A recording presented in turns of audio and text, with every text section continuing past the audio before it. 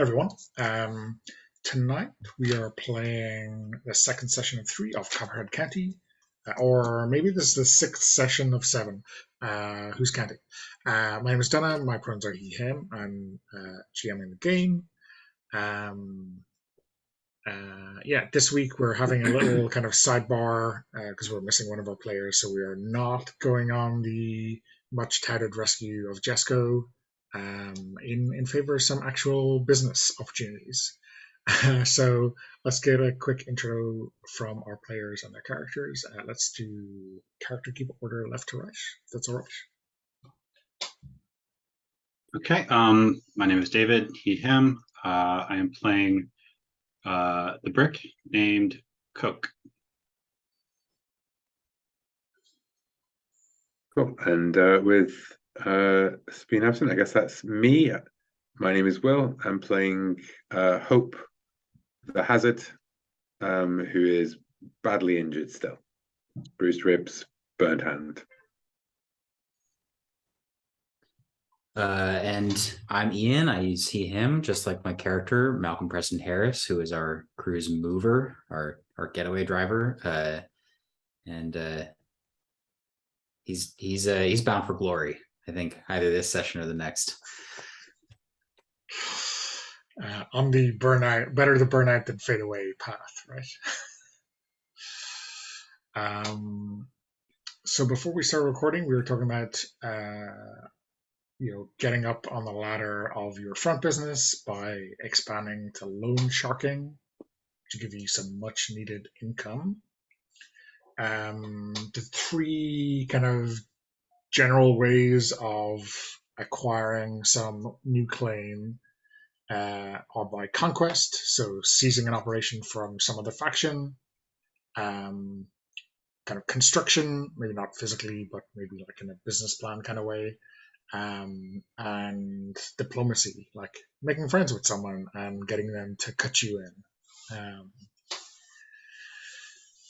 I mean, dare I ask which one appeals mostly to this band of Hellraisers? But I'm going to ask anyway.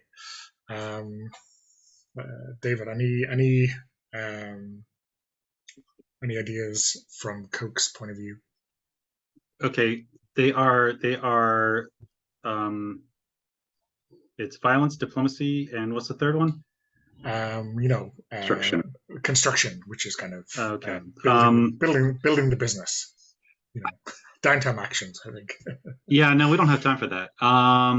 There's got to be other loan sharks out there, and they are performing a vital economic function within the local economy. They're important, but I mean, probably they're complete total like dirtbags and slime balls, and they're probably taking advantage of a lot of desperate people in dire financial straits. So I think we could look into what the local scene is like for that particular business, that particular industry, and see how we can maybe improve on the current approach being taken by local loan sharks.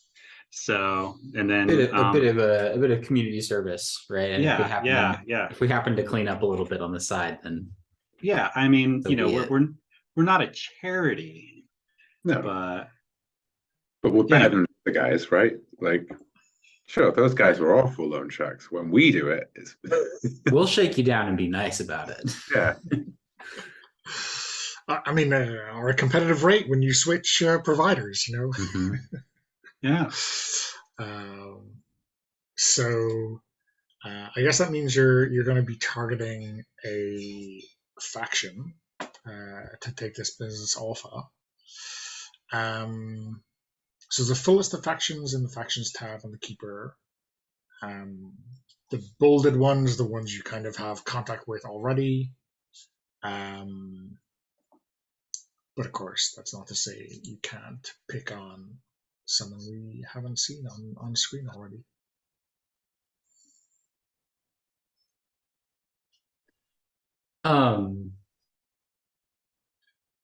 Yeah, you guys tell me if this is like the kind of vibe that want to you want to have. But I'm looking at our factions that we haven't interacted with yet, and as far as someone on there who I think I'd really like to put a stick in their eye, I'd really like to take the Spear Point League down a peg. I want to live up to my sort of Union redneck like Appalachian roots and punch some neo Nazis in the face if I can. Yes, I love that idea. Yeah, I'm in with that. Never a bad idea. Or run them over with a car, or blow them up, or whatever. Yeah. What are they called again? Which one? The Spear Point League. Spear Point League. League. They're a neo-Confederate militia devoted to menace, mayhem, and hatred. White supremacist mob that's been active since the 70s. Spear Point League. Okay. Based around Spearpoint, a newsletter by disgraced PSU professor Wilbur Watson, whose baleful rants have adapted over time to appeal to a wider conservative fringe. Wow, this feels so almost like disconcertingly real. This no longer feels escapist. Yeah. Yeah, let's fuck them up. Yeah, yeah. I mean, totally. If I have to go over and I think this is perfect because it's also like how your more straight-laced character is like, yeah, let's just go fuck these guys up. You know what I mean? Like, there's no kind of like, oh, I'm taking on the mob here or whatever, right? Or like just some of the criminals. It's like, these guys are Nazis. Fuck these guys. Yeah. I mean, helpfully, they're friends with the county sheriff who you kind of hate, and they're enemies with the Barnett mob who you're kind of in bed with already. So, yeah. You're pissing in the right direction. Perfect. Now it says that their turf is a fortified compound in the Hollows, but that's obviously not where they're going to be doing their loan sharking from, right? Yeah. Do I read that right? In the part of their turf, that's their HQ, and the other part of the turf is supporters, some open and some secret across the country. Yeah. So basically, you can find them anywhere. Anywhere you turn over a stone. Yeah. You'll find the scum on the bottom of it, right? Yeah. So yeah, I mean, Adamstown is kind of the place that you're present in outside of Seco Creek proper. It's the part of town the Barnett mob have kind of just pushed Barn Carter out of. It's the poorest neighborhood in the city. Seems like it could be somewhere where Spear Point have some chapter houses or whatever.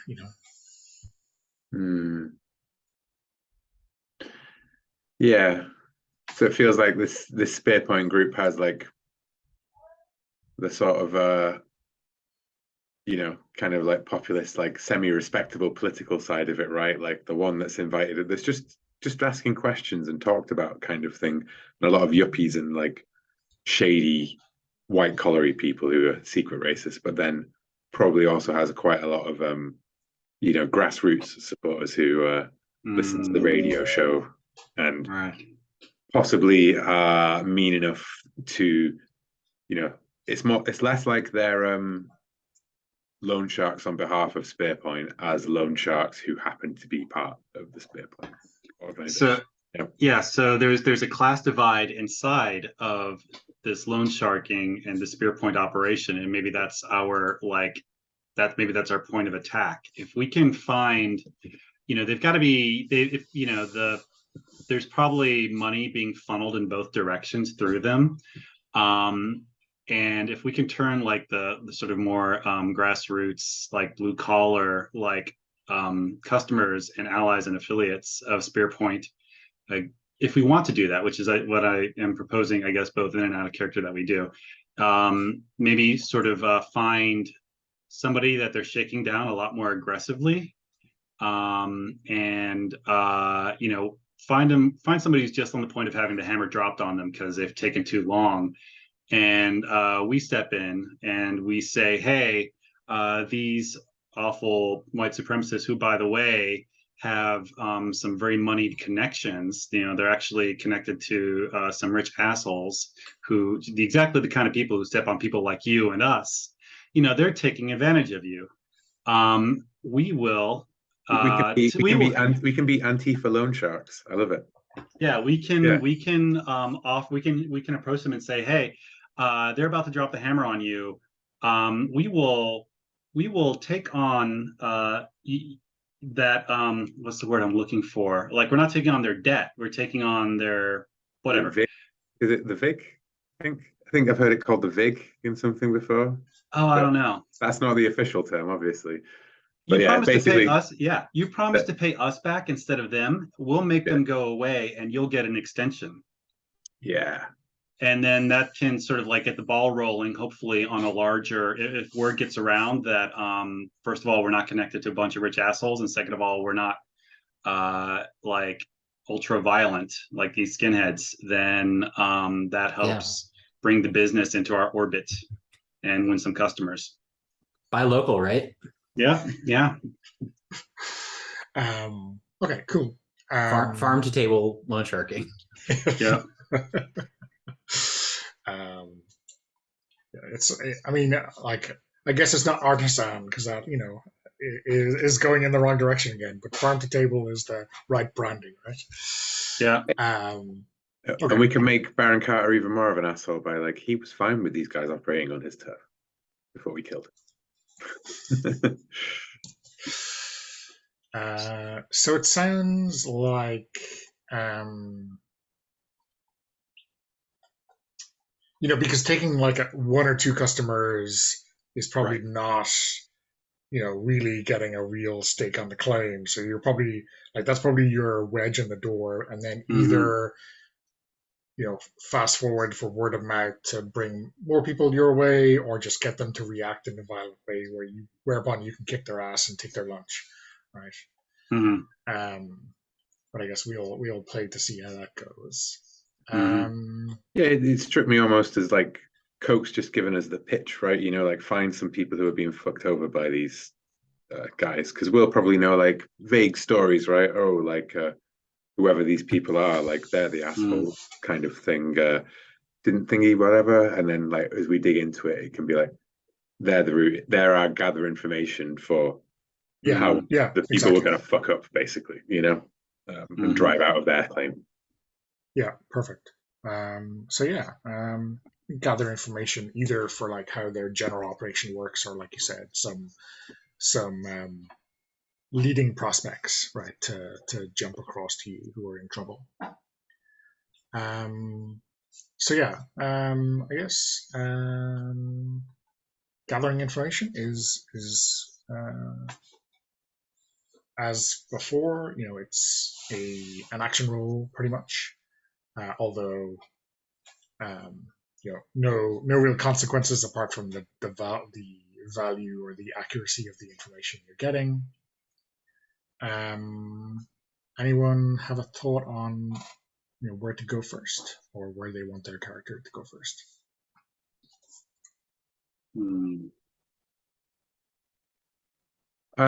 I would like to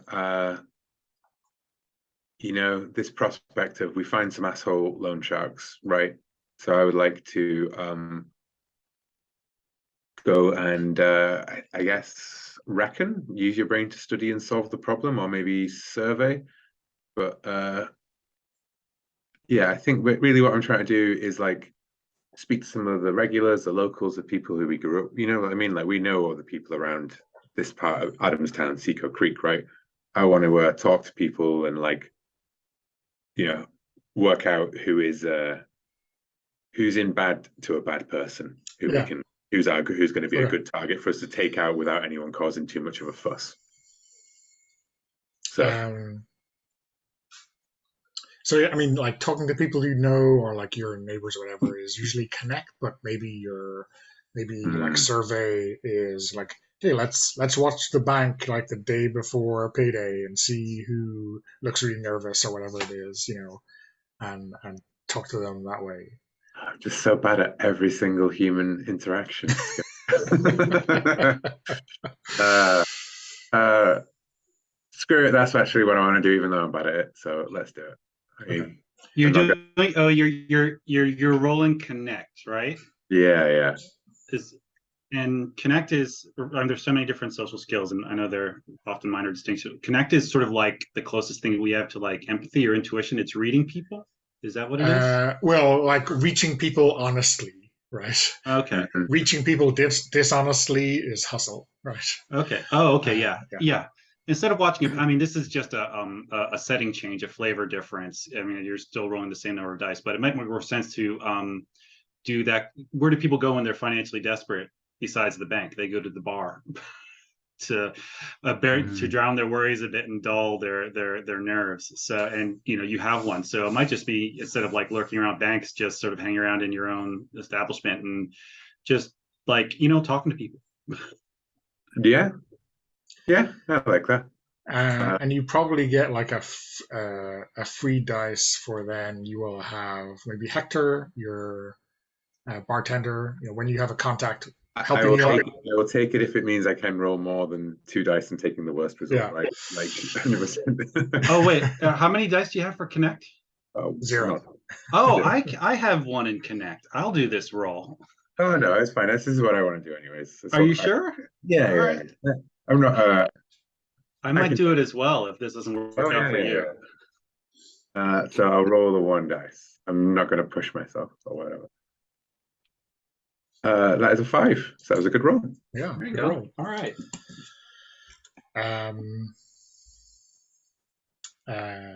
Yeah. So yeah, I mean, like I guess like Hector is like maybe talking a little bit as people come in. He like hates this time of the month because it's like so many desperate people giving us their money instead of dealing with their problems, right? And maybe he gives you like a potted personal history of uh, someone, like The Emersons. the Emersons. Yeah, I'm just looking at a 20th century American name generator. So, Okay. um, so I think the Emersons like run a sporting goods shop or something like this, and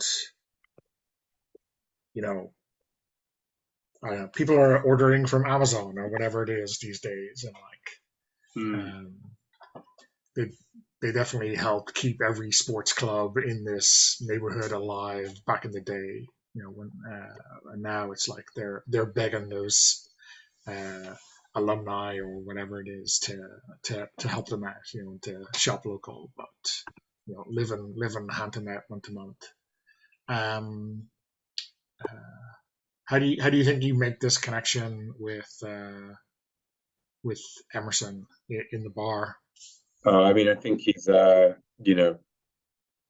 like leave the ball, like the full on like growling, slaps down like his last like $50 or something on the bar. And Hector's been, telling me that as Hope's like staring at him from the other end, and she's gonna limp over, wincing slightly as she sits down and put another glass next to him, put out another bottle, and say, "Well,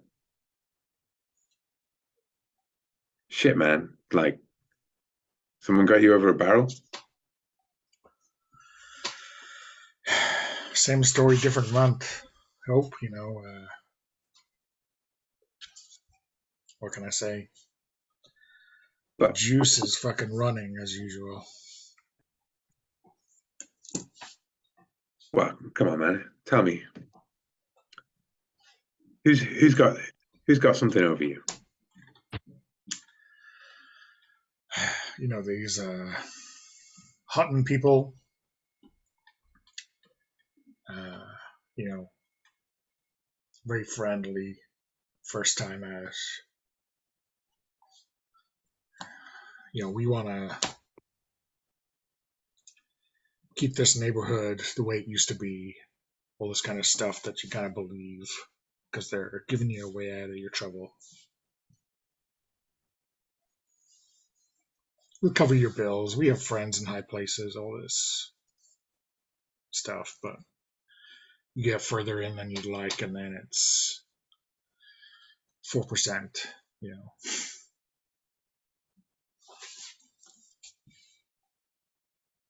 And I guess it doesn't stop at 4%, huh? No. You ain't got the money? And gonna have to, right? Shit, man. It's not those spare point fuckers, is it? Yeah. Another thing they like to brush under the carpet, you know.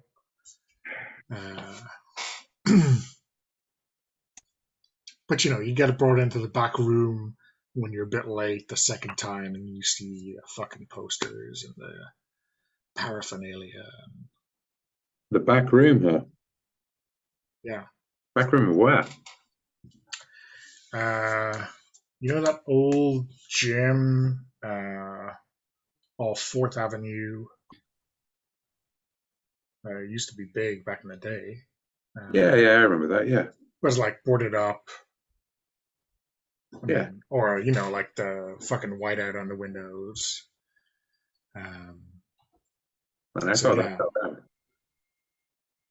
Shit, so at the back of there? Yeah. Do we have a name for these guys? Oh, I mean, the guy Hutton, who Hutton. Hutton, yeah. Yeah.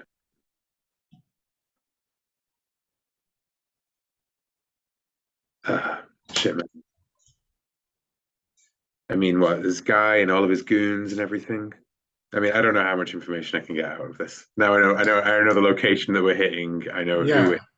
I know we've got some connection, but yeah, I mean, like, he doesn't like no numbers. Who just like he felt really threatened as soon as he walked in the door. You know, there was guys there who were tough. You know, that's an unprofessional eye on their strength, right? For a 5, right? And I'm gonna let him have that bottle without paying for it. I'm gonna say, you know, you can pay me later with the rest. Thanks. I won't let you down. And I think, you know, go into the back room and like just like tell Coke, like either over the phone or whatever, like yeah, so this is Hutton fucker, right? Like he's that guy. Back room in the old gym off 4th Avenue. All right. Old gym, 4th Avenue. Well, I think it's 4th Avenue, right? Like, yeah, you said 4th. Yeah. I mean, it doesn't matter. It makes no difference. Well, of course, like Hope and MPH know exactly where that is, but maybe Coke is like, I guess I'll find an avenue and then walk in the right direction to like come across 4th. Well, yeah. So, what's the? I mean, Coke's not going to walk in there without a plan and or a backup or an escape route, of course. So, but we've got a target, we've got a name, we've got a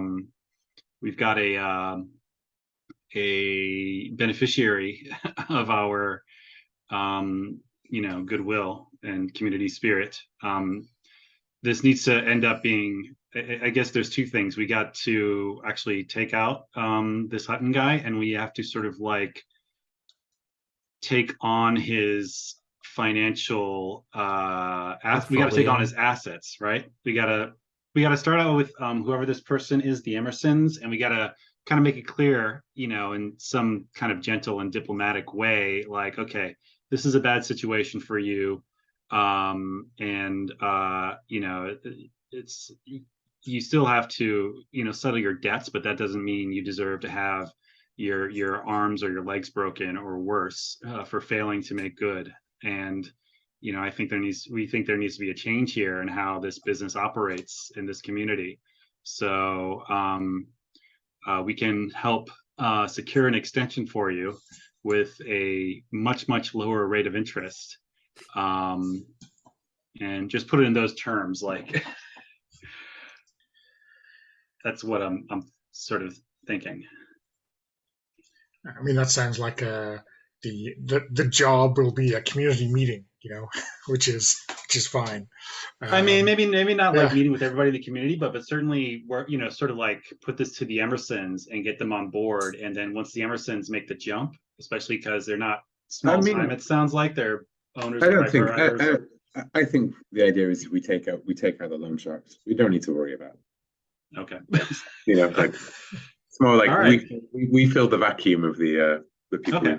we've taken it from, because that's probably the score, right? Yeah.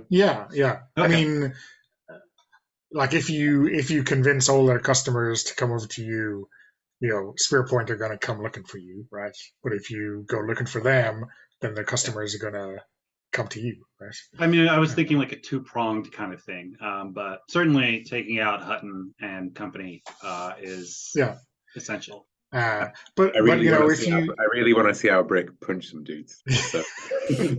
Well, I mean, when you said I'm not going to walk in there without a plan, I said to myself, well, hey, wait a minute, maybe it's just a rundown gym and it's still technically in operation. Maybe you do walk in there to scope the joint out. You're new in town. Okay. You want to take up boxing. Okay. Maybe you get to punch one of them in the face for free. Right? I would like to gather info by rolling fight. Okay. Well, yeah. I guess you're talking to someone at the ringside or in the ring, right? I am totally okay with that. Yeah, I mean, he's not trying to permanently injure anybody. It's just some friendly sparring. He's new in town. He needs a membership, but he's weaving he's fucking around and finding out. I'm thinking of that move from Beat Punks Forever. Where it's a combination. It's called fuck around and find out. It's a combination fight and gather info move. But anyway, that's what he's doing. So why don't you frame this for us? Yeah. What do we see? What do we learn about Coke that we didn't know before? Coke is, again, I've cast Harvey Glenn as Coke for a reason. He's not somebody who gives off an air of menace. He's quite affable in his like personal manner, and he's coming in looking very, very friendly. He's got he's in his gym shorts and a tank top, and he's got a gym bag, and he's just looking around approaching just anybody and everybody and shaking hands, saying hello, and like, hey, I'm here from Nashville. I'm new in town. Need a new gym. Went by this place. Wondering if you had you could give me if you had a trial 1 day kind of membership you could extend to me, and I could just spar a few rounds, maybe with one of your trainers or anybody else who's looking for a match. Yeah. Can I ask a clarifying question? Sure. Go ahead. So you cast Coke as being Latino, right? Yeah. Yep. Does that play into his experience at the white supremacist gym at all? I'm hoping that they're not going to be too upfront with their background ideology. I don't know. Maybe he goes in and he just gets that vibe. It's just he knows which tattoos to look for, and it's a very, very melanin poor environment, and all the red flags are there if you know how to spot them, and that's what he sees, even if you don't seeing anything terribly overt. But yeah. So maybe somebody comes up to spar with you or something. Oh. Yeah, and I think you get this older guy, gray, grizzled, looks like he's been in a few fights outside and inside the ring. A lot of tats, but nothing that maybe sets your alarm bells off. And he is trying to find out more about you, right? So the way he views this, he is interviewing you,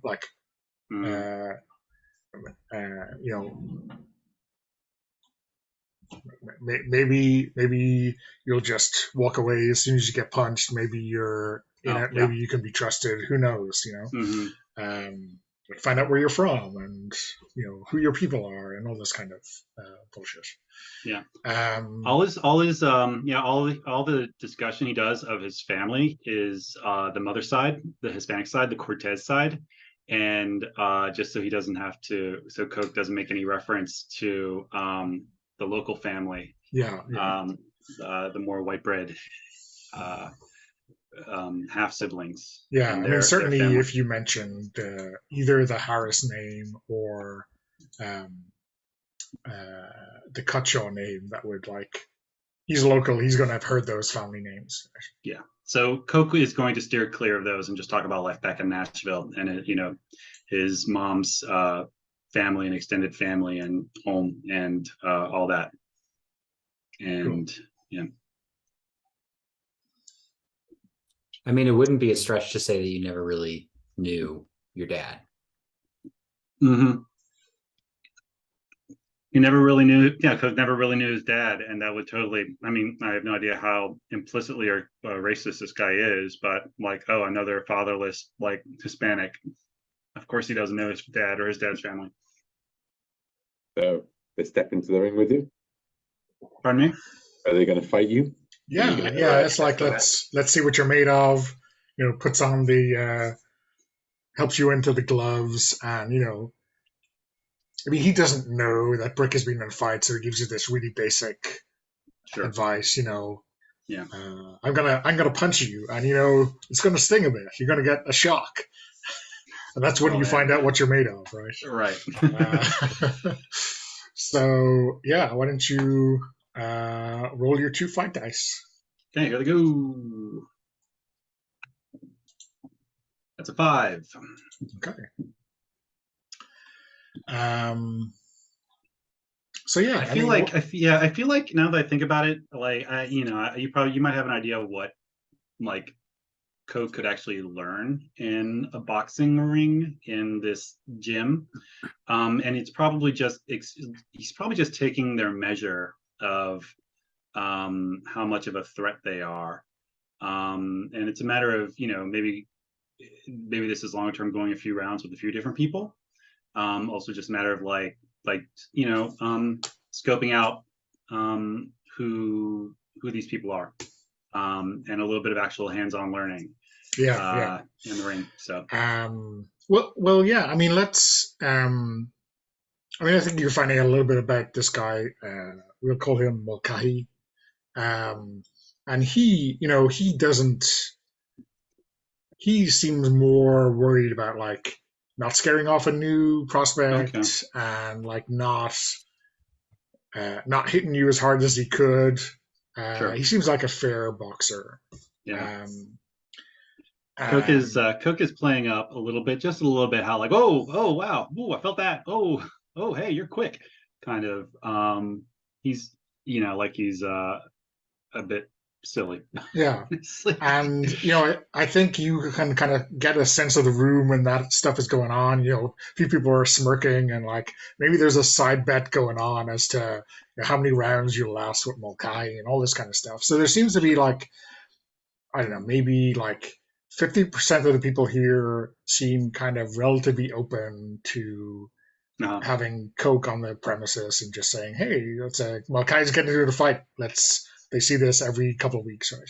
Sure. But then maybe you spot an inner cadre, right? Maybe going into that back room, and maybe there's one or two tough guys standing at the door, looking at you in a really fucking, obviously aggressive manner. And then I think you lay eyes on Hutton himself. He pulls 2 guys in, and he kind of gives you a look himself. And then just closes the door, right? He is you are beneath his interest, right? Okay. So it looks so maybe there's a dozen guys in the gym, and maybe 6 or 7 of them are just actual gym members, and then about the same are hardcore Spear Point people who are doing stuff And maybe like at the end of your session when you're grabbing some water, like you see someone who's just coming in to pay money, and Uh, you mhm, hear maybe you find a good place to sit, where you can kind of listen in, mhm, and before you get brought back in for round two, you kind of mhm. hear them, you humiliate this person, take all the money and just slap him, Uh, and like push him out. So mhm. definitely where the business is going down. Definitely in terms of numbers, Okay. a good handful of people who are involved in this as a loan sharking operation. Okay. Okay. All right. And just a additional bit of, not necessarily flavor in terms of how well Coke handles himself in the ring there. He's giving a decent showing of his skills. He doesn't want to be dismissed out of hand, but he doesn't want to impress anybody. Um, so he's sort of trying to stick to a middle range, a middle band there of, Yeah. I think on a five, probably the casual lookers on will, just shrug and move on. But like Mulcahy probably gets a sense that you know what you're doing, right? okay. Given that he's standing toe to toe, he maybe sees a little bit more than you want to show him, like Okay. a move that you could have made, and like Yeah. you pull out or whatever. Yeah. Okay. All right. And I don't know what you can tell me what's sort of actionable from this like little jaunt, this little recon jaunt, in terms of the eventual engagement. Like, when Coke reports back to the rest of the crew, he can just sort of talk about the layout, where the back room is, how many people seem to be in Hutton's orbit, actually. Can you give us a Yeah, number? yeah. So like you have a good idea of the layout, like the doors in, out. Maybe there's a back door, the back room, and then like that 5 or 6 people who Mm-hmm. are directly with Hutton. And obviously now you will recognize him, right, Mm-hmm. when you Yeah. see him. So, Yeah, um, and Coke will sort of like, give the rundown on who he saw that was giving Coke dirty looks, and also seemed to be together with Hutton, and he'll sort of like describe them in terms of, how tough they looked, how dangerous they looked, how they carried themselves, and what to look out for from them. And I won't improvise a bunch of details for 5 or 6 NPCs, but maybe that's something you can uh, take into account yeah, yeah. I when mean, we're actually in the shit. Yeah. if you come up against him, we'll create some details then, right? But yeah, those are the kind of people with the wrong kind of tattoos, right? Yeah. Yeah. Yeah. Okay. Cool. Ian, how about MPH? Well, I've been thinking about it.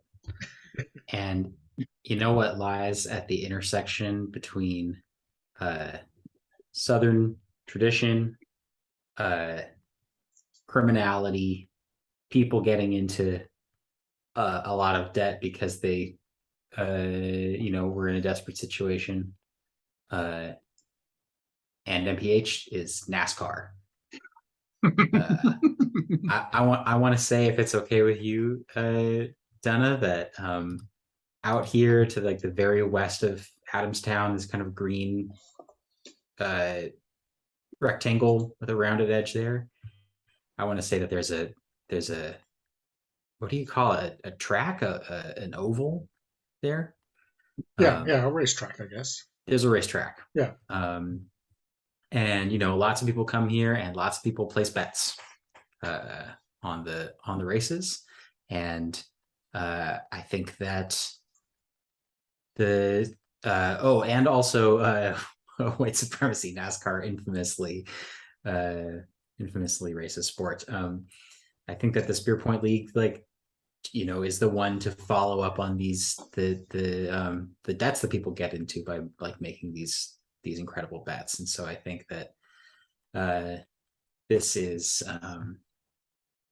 MPH and Gonzalez, I'm just taking my friend out to the race, and we're gonna have some boiled peanuts, and we're gonna have a nice time, and also I'm gonna bring my binoculars and see how many people are getting harassed in the stands. Okay.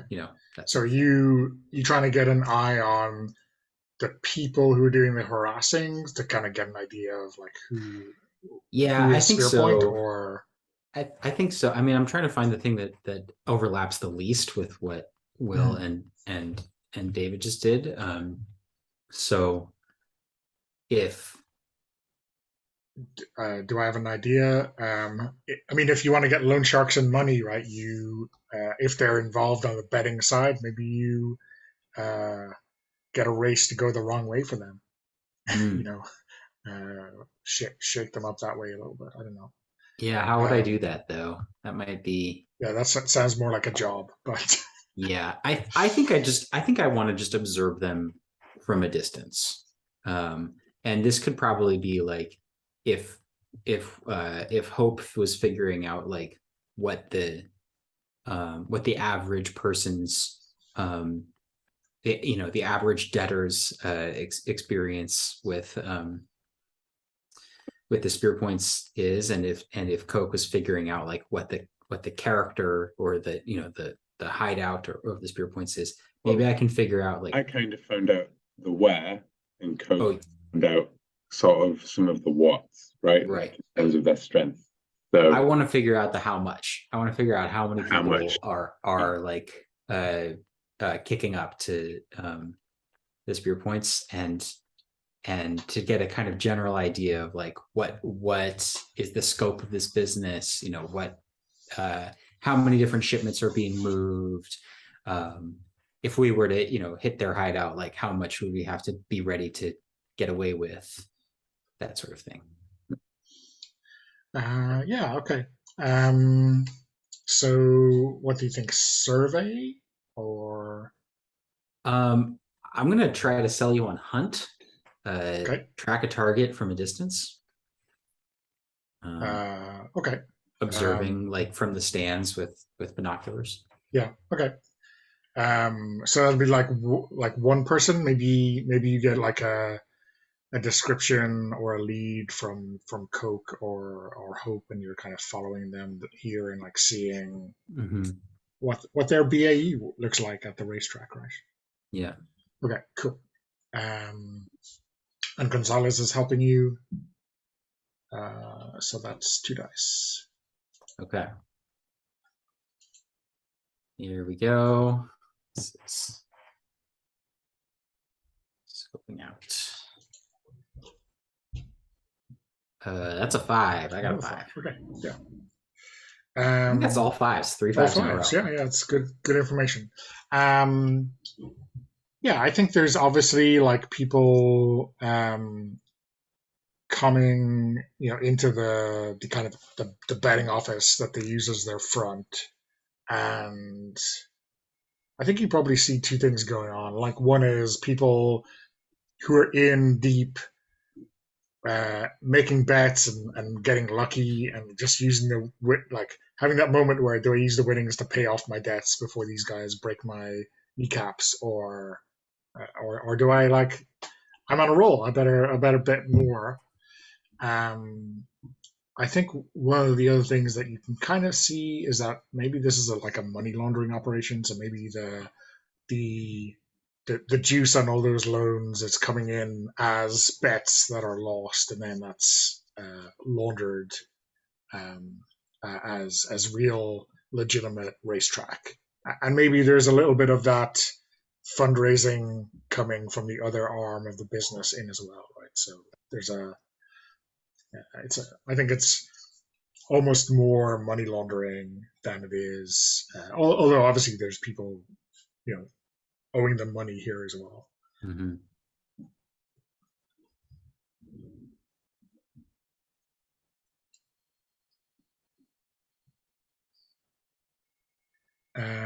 But yeah, I think maybe it's not Hutton who's doing this kind of bookkeeping side of things.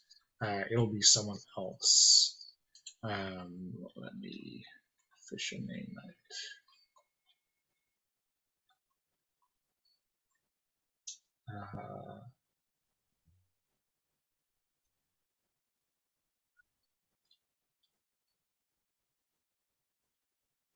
Okay, that's Probably a relative, right? yeah. Maybe it's a relative of the kind of reclusive leader Watson, right? Maybe it's someone in the family business. Mm-hmm.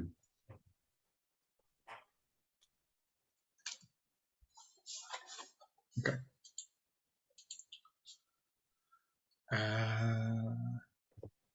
Any follow-on questions from that, Ian, or you?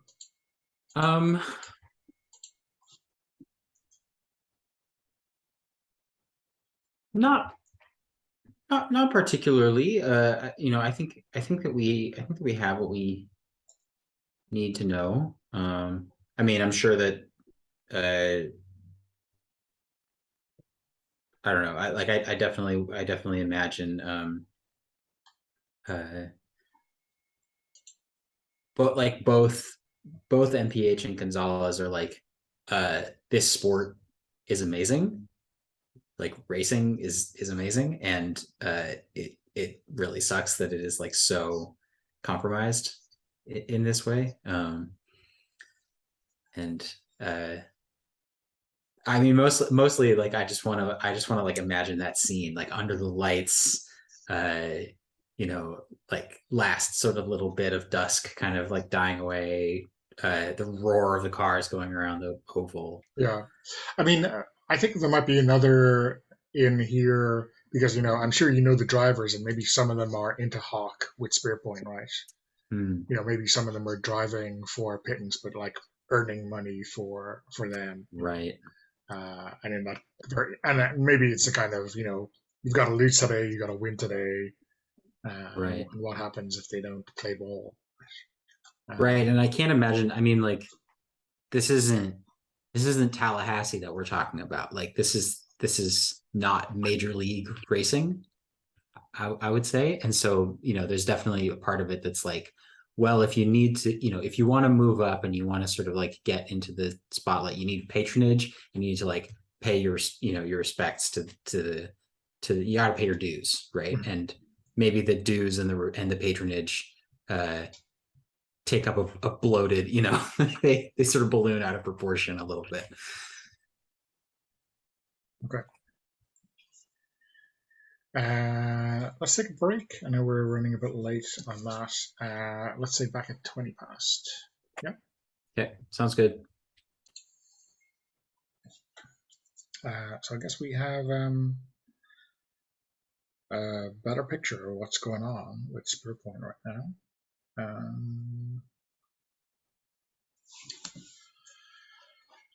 So time to choose we know our target, right? Yeah. So what's our approach? I have an idea, but I don't know if anybody else had an idea. I've done a lot, so Our goal, I suppose, our target is the loan shark operation in the gym, right? What's the goal? To take it over? To drive the Hutton out of business, basically.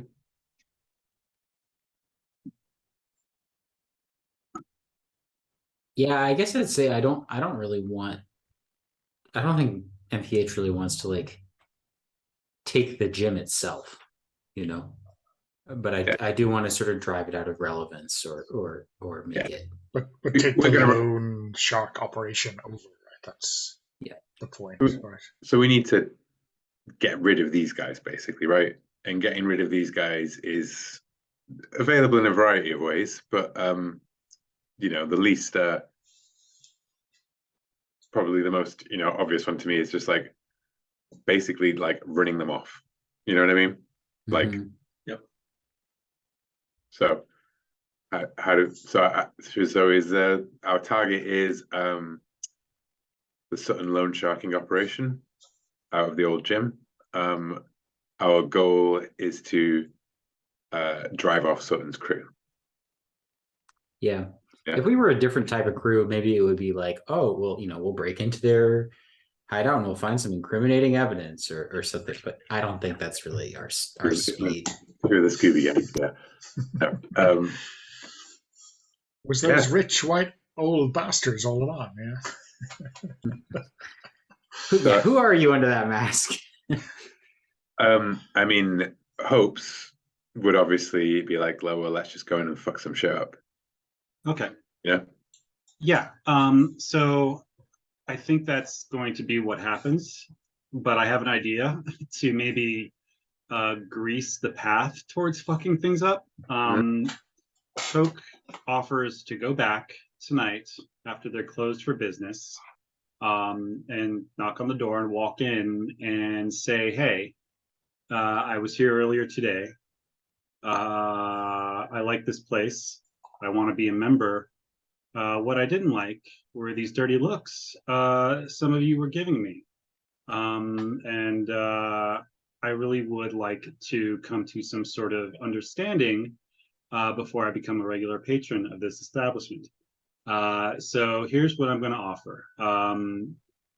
Whichever one of you, the biggest, scariest, hardest motherfucker of all of you, and probably sort of be talking to Hutton at this point,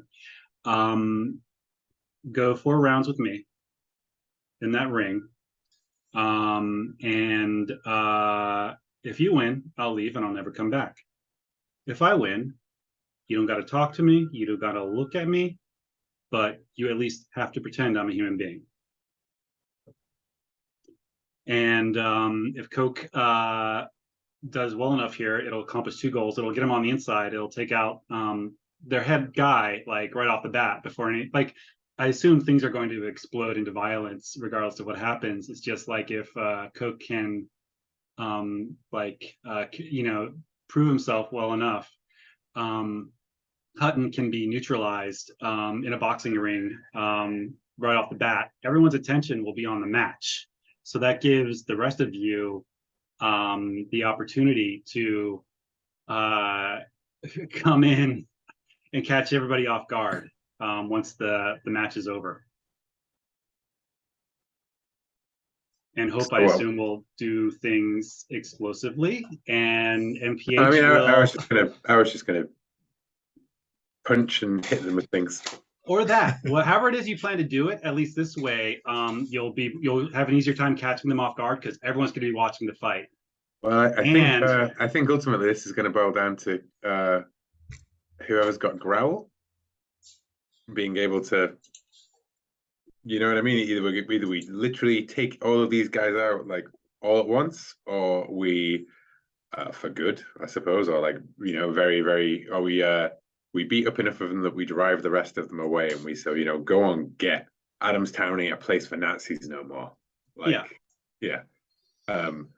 So I would just say, I like what you're saying, but escalate it, man. Like, let's be, I win, you guys get the fuck out of here. Sure. Yeah. Okay. See, that seems like a way to get yourself murdered straight off the bat, right? Yeah. Okay. There is that too. But we come in covering them with guns, making sure, keeping this fight honest. No. Don't come in with guns. Yeah. You come in with guns after the fight is over, one way or another. Mm-hmm. Or during the fight, or after the fight has begun. But, you know, the idea here is to make sure nobody's watching the entrances, and also potentially to weaken them where they're most dangerous right off the bat, without them realizing there's a much bigger threat waiting in the wings. So this is Coke going in, squaring up with the leader and saying, like, you know what, like, we fight, you leave or I leave, basically. And like, however that goes, we sweep in to deal with help you with the aftermath. There will be maybe. Yeah, well, I mean, we see that. But that feels like a great like engagement role, right? Like, how well does this start? Yeah. Sure. I would have the same thought. Like the kind of preamble and/or the fight is the engagement role, and when everyone is in the room, like, let's see how how Coke and Hutton are standing up, and how much shit you're in. Sure. Yeah. Thoughts, Ian? Pardon me? Ian, do you have any thoughts? I think that's good. I think this is a good plan of action. I think definitely getting them all looking at a place that's not the front of the gym is a good idea. I also think that I would like 2 minutes to go and feed the cat. Okay. So that's what I'm going to go and do. Talk Always time of the plan for feeding the cat. Okay.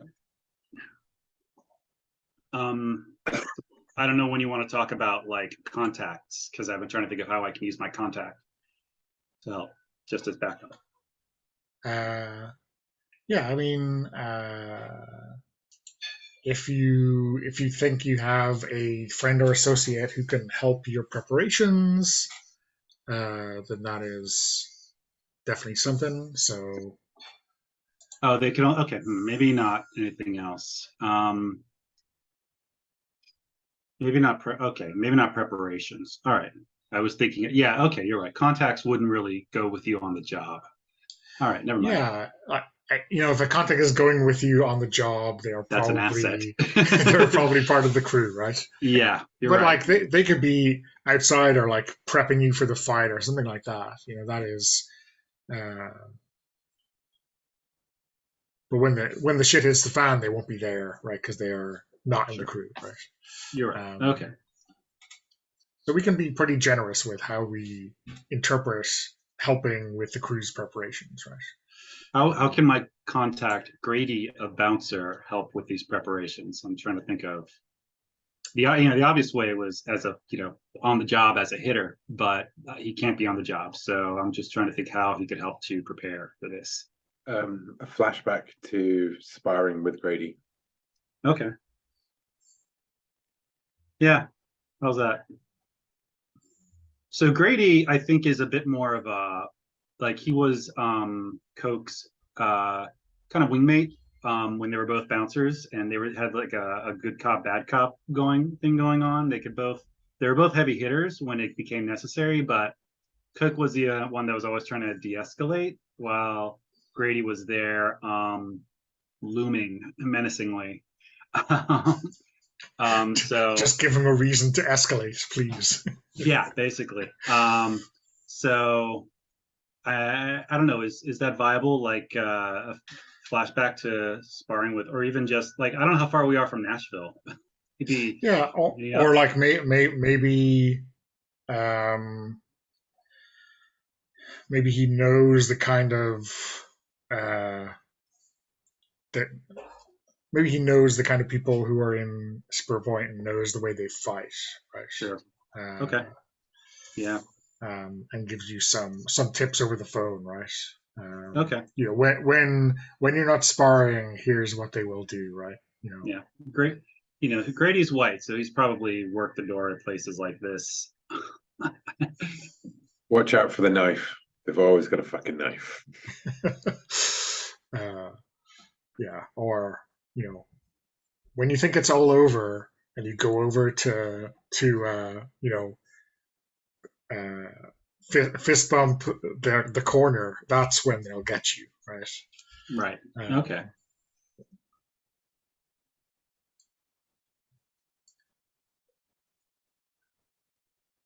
Okay. So it sounds like another hot job, doesn't it, as well? It does. But Thank you for your patience. No worries. Appreciate that. But on the other hand, it sounds like you're not carrying a lot of weapons, and certainly Coke isn't. Mm-hmm. Coke has his gym bag. He's got his duffel bag sitting there, probably just boxing stuff in there. It's the same bag he brought before. All he had in there were gloves and pads and a towel and a water bottle. Why would it be any different now? Yeah, but is it going to be an RPG launcher or a machine gun? That's the kind of hot level I'm thinking of. I guess not. Because the other thing is, right, if you're walking into the lion's den, then if you make such a claim, then they might just search your bag, right? Or something Yeah, like they that. probably will, especially if it's Um, after hours and they're doing their real business. Yeah. Yeah. Not to say, like, if you want to take that chance, that'll be up to the engagement roll, whether that goes horribly wrong or whatever. But I guess ultimately, right? Like maybe it is more cold because this is a way of getting the drop on them, isn't it? We're trying to basically catch them cold so that we can stick them up and yeah, however it goes, have the upper hand over them. So yeah, it means that we just even the backup crew is moving quietly and carefully rather than with a rocket launcher, I guess.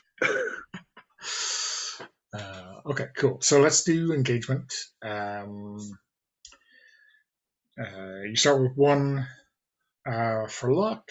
Do the PCs or crew have any special abilities that would add +1 to this engagement roll? I'm assuming that the propensity of police officers to moonlight as members of white supremacist organizations does not actually It does not qualify them as interact with No. And this may work against Venn you because diagram, you it have some doesn't work. friends in the department, right? Yeah, I don't think you do, but we yeah. don't worry. No, I don't think we've got any special abilities. Okay. We don't have to worry about the crew being higher tier than us. Yeah, so they're barely higher tier. They're tier 2 and you're tier 1. Does this approach hit the target where they're weak? Or do they have a particular defense or preparation against this approach? I think that's a wash, personally. Yeah, I mean, you're kind of hitting them in a very particular way, but I don't think it's weakness per se. No, it's just the hub. You know what I mean? We didn't identify like a weak way of a strategic thing to exploit. We just sort of were like, here is the place we're going to hit. Yeah. Okay. But I don't think they're particularly ready for this sort of approach either. Yeah. Does the environment, such as the location's geography, time of day, and so on, boost the crew's approach, or are time and tide hindering your efforts? The only thing that I can think of is that it's nighttime. Yeah, it's like after normal gym hours, you're pretty confident it's only there's no civilians gonna get in your way. No one's gonna notice if this job takes a particularly long time, So maybe time is on your side. So it's 2 dice. Friends and associates, we talk about Coke's friend Grady helping out. That would be 3 dice. I wonder if our good old sheriff's deputy Mueller is that guy is in cahoots. I mean, we already know he's in cahoots with other criminal gangs. Like, what's one more to his band of friendly hangers-on? Aggressively corrupt beat cop who works this beat. I mean, it seems to fit. Well, only you can tell us if he is interfering, I suppose, Lana. That is true. No, we'll keep him out of the picture for now. But he'll make. Maybe he's too busy making Marley's life interesting right now.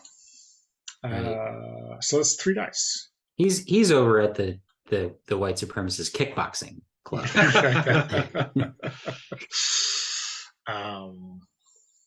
Okay, so someone want to roll those 3 dice? I would like to. I think it's for David, since you're the. I was about to say you're at the tip of the spear, but that is a bad metaphor to use. All right. Let me think. Can you push yourself on an engagement roll? No. Okay, so 3 dice. 3 dice. Here we go. I'm just looking. It's been a while since I've done blades, and it's been a while since I've done engagement roll. So I'm just trying to think what else. Just roll high. Talk shit, roll high. Yeah. All right, here we go. Shit, that's a 2. Your highest die is 2. My highest die is 2. Wow. Yeah.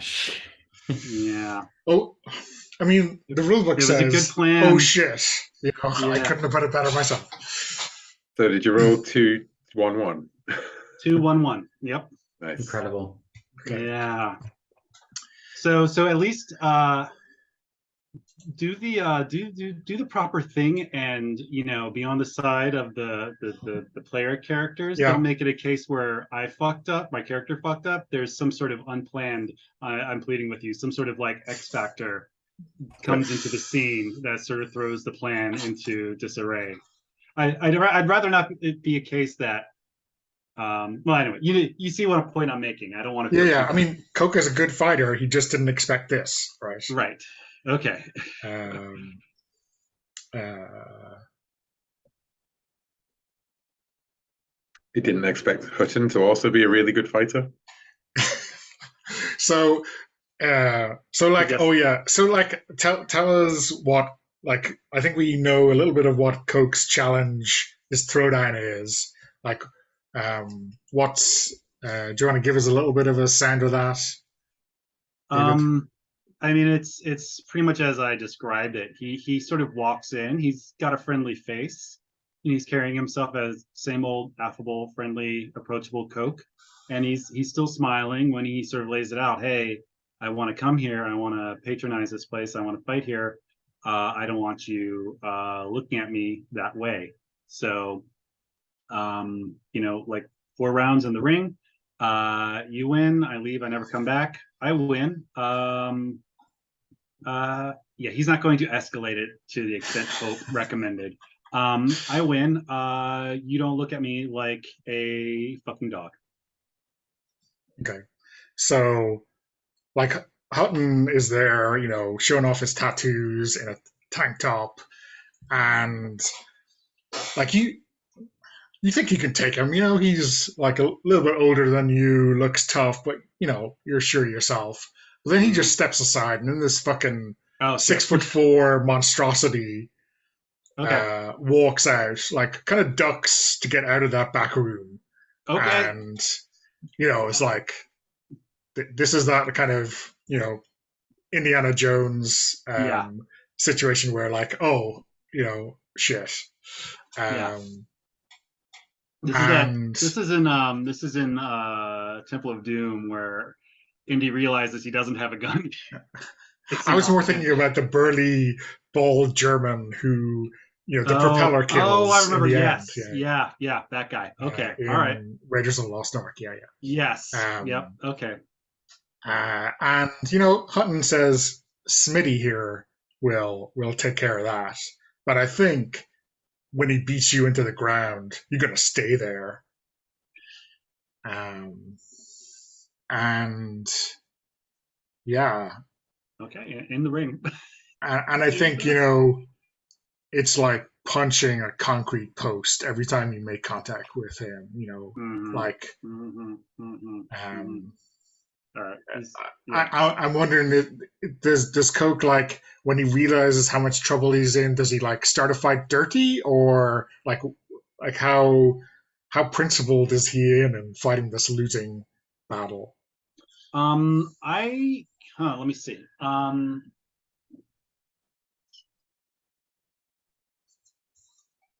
It's a losing battle now, and you got to remember here, the point is not actually to become a member in good standing of this gym. This is about creating a distraction and neutralizing this guy. So if that's the goal, then I think he'll fight dirty. Yeah. He'll do a little bit of I don't know fucking boxing terms. He'll like, I don't know what the term is, where you sort of like pretend you're a little bit more tired than you are. Just to like maybe get them to lower their guard or make them, you sort of hop back a bit. What's that? Play possum. Not that bad, not that far. I'm thinking just like, I think Coke is. This isn't really much of an act, given that Coke is definitely out of his league. But he's going to start acting like he's getting worn down sooner than he really is, so that he can tease this guy into leaving an opening And up until that point, Coke will be fighting fair and square. And then that's when Coke will actually take the shot. Yeah, and you maybe like sidestep and like put this really powerful roundhouse into the back of his ribs, a kidney shot, something that should like put him down, and you just get laughed at, and so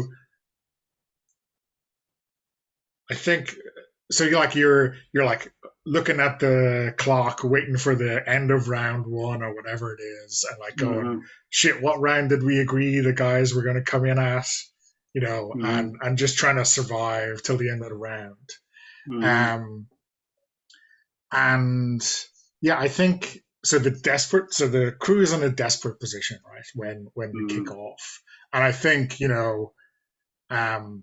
in between rounds, they just leave you sit on your seat. They don't like have a clock on you to start round two, and they're just like, Smith is sitting in the corner looking at you, like revving up for pure bloody murder. But the others are just kind of not even paying attention to you. Maybe one is, but the rest are just standing there, kind of chatting amongst themselves. They're not distracted at all. They're kind of maybe they're just like inside the door and wings open and Hope and MPH come in to and eyes turn on you. Okay, all right. I think when the match is over, Coke is going to sit down. He's going to towel off. He's going to pull out that water bottle and take a huge. You're still in the ring. I'm still in the ring. You're gasping for breath at the end of round one. Oh shit! So I brought. There's no. Yeah. Okay. Okay. And so that's why the timing is off, just because they're letting you kind of die on your stool in your corner. Okay. All right. Okay. All right. Sister Hope. How do you feel about the bombastic approach here? Because I think that desperate positions call for desperate measures. I think that we're in the car park, right? Like we've come up on a car like right by the entrance, and we're sort of peering through the door, like through the window, like peering at this fight, and watching Coke like, oh fuck, shit, man, fuck, oh, do you think he needs our help? I think he knows exactly what he's doing. Okay, well, I think round two is coming up anytime. He's lulling them into a false sense of security, right? Yeah. Right. Yeah. Right. I'm going to use, if it's okay for me to take my action next. Mm-hmm. Yeah. I want to watch for now. I want to use a rarely used feature of these games. I want to have there be a flashback to when we were planning on it. And maybe this is just 30 minutes ago in the car park, where the signal is the bell for the second round. And throughout the first round, we've seen MPH. Donna, can you describe to me like the facade of the gym? So we said, like? I think first we said it was boarded up, but then it was like those whiteout windows. So maybe old school, brick house. So not like huge, like what we usually think of as gym windows now, but like the windows are still whited over. You can see the lights on inside. Maybe you get a sense of movement. If you peer through the window, you can kind of see the ring. And yeah, like old school gym. So like just one big room with maybe like just one ring, and then like bags and all that kind of stuff dotted around the place. I would like to have there be intercut with the last couple of like shots of Coke fighting in the ring, sort of like close to the ground, like surreptitious shots of MPH moving a ramp into position by the window. And then when the bell for the second round goes, which we can hear from the car park, I want to ramp one of Richmond's flashy SUVs through the window of the boxing gym and bail out like right before it hits the ramp. So just accelerating top speed across the car park.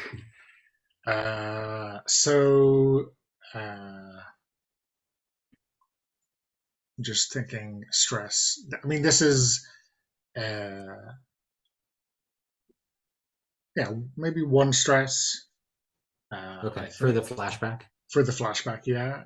I mean, it's not like something you could do right before it. Right? It's maybe I suppose it depends on where do we have to take our action roll, right? Like, is it hot wiring a car to do it, or is it the driving it through, or is it the bailing out? It's so the flashback is to set up the ramp, right? Okay. Your first action roll is to handle this SUV like straight through the wall, basically, right? So I think like setting up a ramp it's not like out of this world. It's not a 2 stress flashback. But it's still. Hope spends the entire time going, "What are you doing? What are you doing?" Okay. Okay. So you're Ian. This is MPH handling an SUV through a. I mean, the windows, like I said, aren't that wide, right? So you're mostly driving through a brick wall, but like the window is a weak point.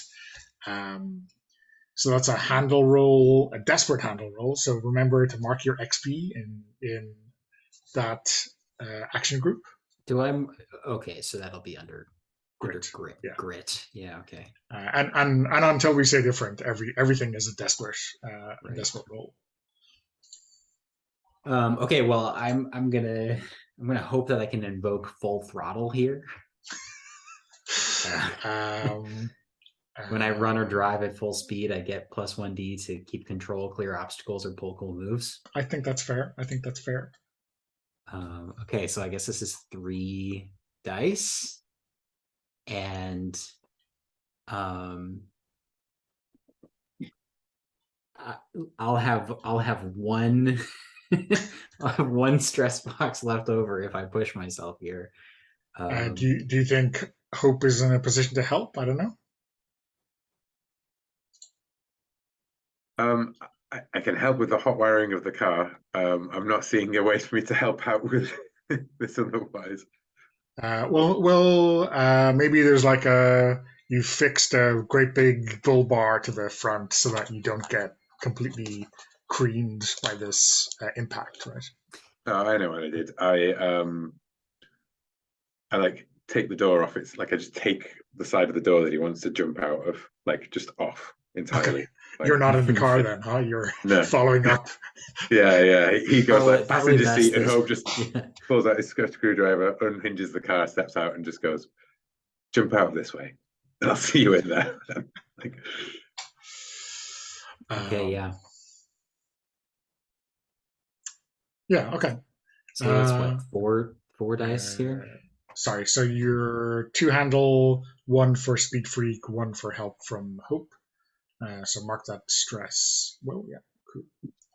And so roll your dice. Okay. Here comes the MPH fastball special.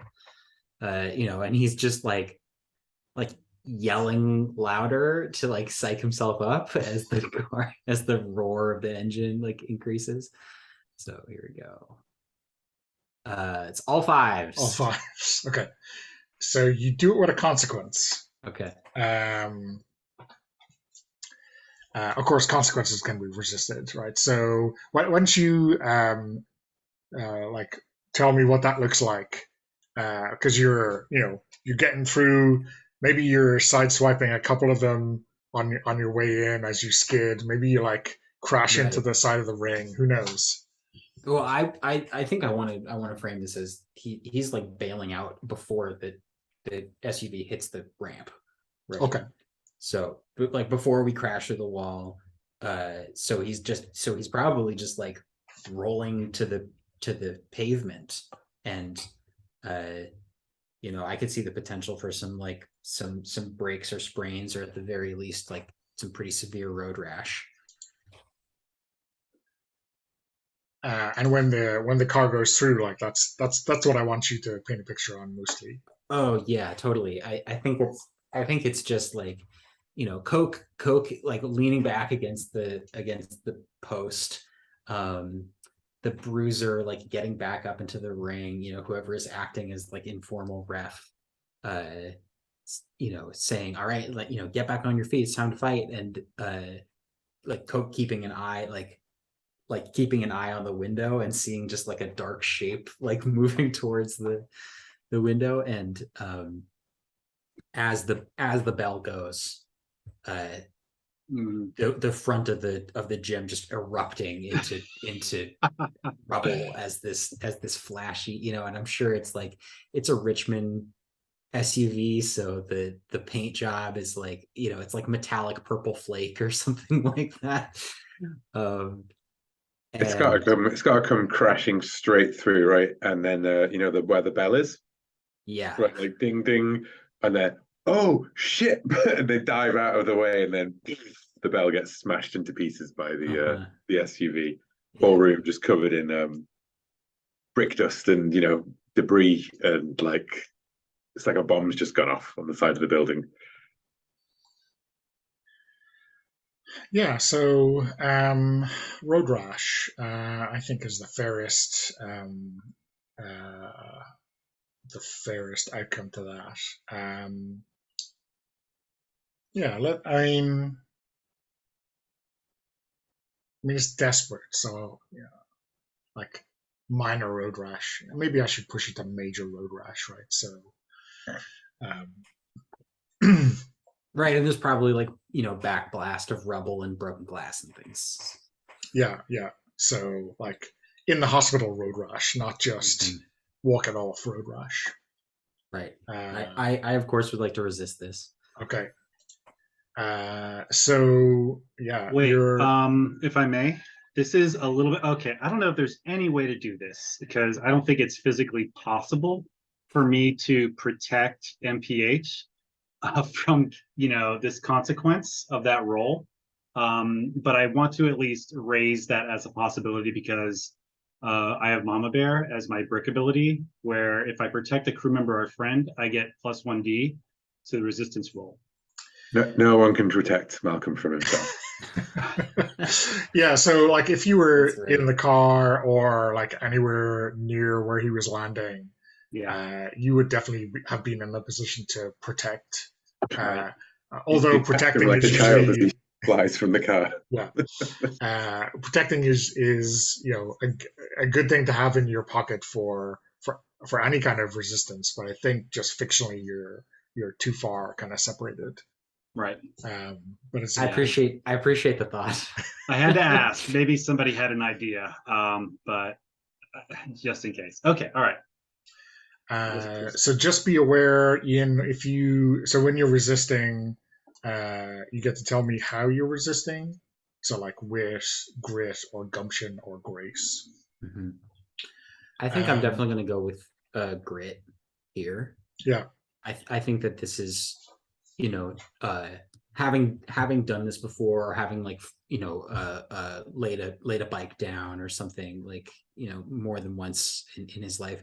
He just knows how to fall. He knows how to like fall and roll. Okay. So you're rolling 2 dice and you're taking stress equal to your lowest die result. Right. And I also have this ability, Call Me the Breeze, which says when I resist a consequence from my own motion, I take 2 less stress than I otherwise would have. Awesome. So this is going to reduce your road rash to a walk it off version of road rash, so minor road rash. That would be like a what, tier 1? Yeah. So just minor. So you can mark that with an asterisk. Okay, I rolled a 4. Okay. So it's the lowest die roll you roll. Oh, I see. It's different from normal Blades in the Dark, which is got it. So you'd normally take 1 stress from that, but because of your cool special ability, you're taking nothing. Oh, awesome! How cool does that look? Well, I think it's the movie makeup version of Road Rash. He's got a nice little sort of like abrasion on his face, and He's got costume effects blood on him. Maybe there's a rip in your leather jacket or something like that. Oh, yeah, something you totally. take really personally, but Totally. which does not really affect you. As everything explodes and everything, right, and the dust, like his coughs and the shouts and the shaky cam, right, like the starts to come up and the silhouettes start to clarify and the smoke and everything. Hope is just going to come running in through the hole and just hit the first person she sees with a collapsible baton. Okay. Yeah. A collapsible baton. That seems very professional. I was expecting like baseball bat or 2x4. Or, yeah. Yeah. But she does like her tools, right? So yeah. So yeah, I think there's like maybe a couple of people have kind of just dodged that whole hit the referee's table with a bell on it, and they are kind of just not really believing what's going on. Smith, the brick shithouse up in the ring, has kind of just been ready to wind up to fight, and he's turning towards the my car. opening. Yeah, that is your opening. And then there's like one person, maybe it's Hutton, who has kind of seen that there's no one in the car and is like running over to the hole that used to be the window to try to find out what fucker drove this in. And that's like when you run up the ramp and bam. I mean, I'm thinking of just coming in through this whole like shambling wreck, right? Yeah. And it's probably just as he like turns to look at it, it's more like fuck, bang, like, and I think I scream, nasty punks, fuck off, like start going to town, basically. Yeah. Oh yeah, it's not worth a flashback action, but that should have been playing on the radio when the car. Yeah. And then the ensuing, a bit of diegetic music for the ensuing like brawl that takes place. Yeah. So fight. 2 dice in fight. 2 dice in fight. Yeah. I have my melee weapon. I've marked that off. Yeah.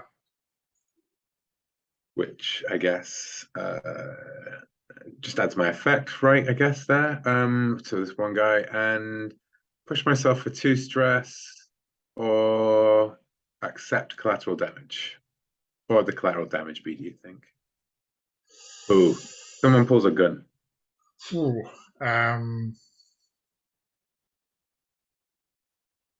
Yeah. Do you wanna take that? I mean, things escalate. The plan was, We've just driven a car straight through their wall. The idea that one of these guys has got a pistol somewhere is not out of the blue. Yeah. I'm not saying they all draw guns. I'm saying a gun enters the mix as a sure, as a collateral damage. Right. Okay, that's fair. Yeah. So 3 dice in your fight roll. 3 dice. As a 6. Hell yeah. Yeah. So like, yeah. I mean, I think like floor this guy, that first guy. Yeah. I mean, I think like his instincts are pretty good, right? So I think he blocks, but like that just means he now has a broken arm right before you like cave in his skull, kind of thing, right? Yeah. How merciless do we think we see Hope being here? Oh, I mean, I think there's a bunch of guys in this room, right? And this is all about just hitting hard and like fast and taking them in the shock of what's just happened. Yeah. And hopefully Coke will finish that big one off. He had him on the ropes, I'm sure. Yeah. But yeah, we've got to deal with the other like 4 or 5 people that we've thrown off. Yeah. So I think it's less like spending a lot of time, but more just kind of like really like just violent, massive, like over, massive swings, just going for it, and then like desperately flinging herself out of the way as they try and swing back. And okay, yeah. It's like the rage, basically. Sure, yeah. David, you have your chance now to cold cock this guy. He is not paying attention to you, right? So, Okay. um, Yeah, I'm going to. I'd like to use an item. I think it's a melee weapon. So I think while Smitty is, not unreasonably ignoring Coke, given how poorly Coke has represented himself here. While Smitty's back is turned, Coke like shakes off the two gloves, and we see that underneath the gloves, in each fist, there's been a brass knuckle. Probably his fingers are probably have some pretty bad abrasions and cuts just because he's had brass knuckles around his finger as well. But probably nothing more out of the ordinary from fighting with brass knuckles. But now he's just been keeping him there for when the gloves had to come off, and yeah. the gloves have to come off. And so while Smitty's back is turned, that's when Coke goes for the back of his skull. Okay. So I'm going to get you to roll, though you have like you're having serious effect here, to get this guy out of the fight and probably any future fights. All right, I think I want to push myself. Okay. Now's the time. Now's the time. I mark Too two stressed stress to push, and I yeah. take another die. Okay. Yeah. All right. 3 dice isn't bad, but it wasn't bad the first time around, and I got a 2. So. Like, I'm looking at the rules here. Is there anything? Here we go. Come on, dice. There's a 6. Okay, there you go. So, like a light, or does he make a meal of it and you've got to put him down with extreme prejudice? What do you think? Oh, what are the options you're giving me? Well, Endless. To show us how Coke takes this guy down. I think Coke is good at what he does. He just hasn't had an opportunity to really show it off. So I think it's just one quick, straight, firm jab right to the back of the guy's head, and it's like hitting a light switch. Yeah. Okay, awesome. Can I ask another clarifying question? Sure. Yep. Does Coke have any knuckle tattoos? I don't And think if so, what would they say? Does he have any knuckle tattoos? Yeah. Geez. Why? What are you thinking? What do you have? What's on your mind? I don't know. I want there to be a sort of pithy, pithy little phrase. I'll try to think of something, and then Okay.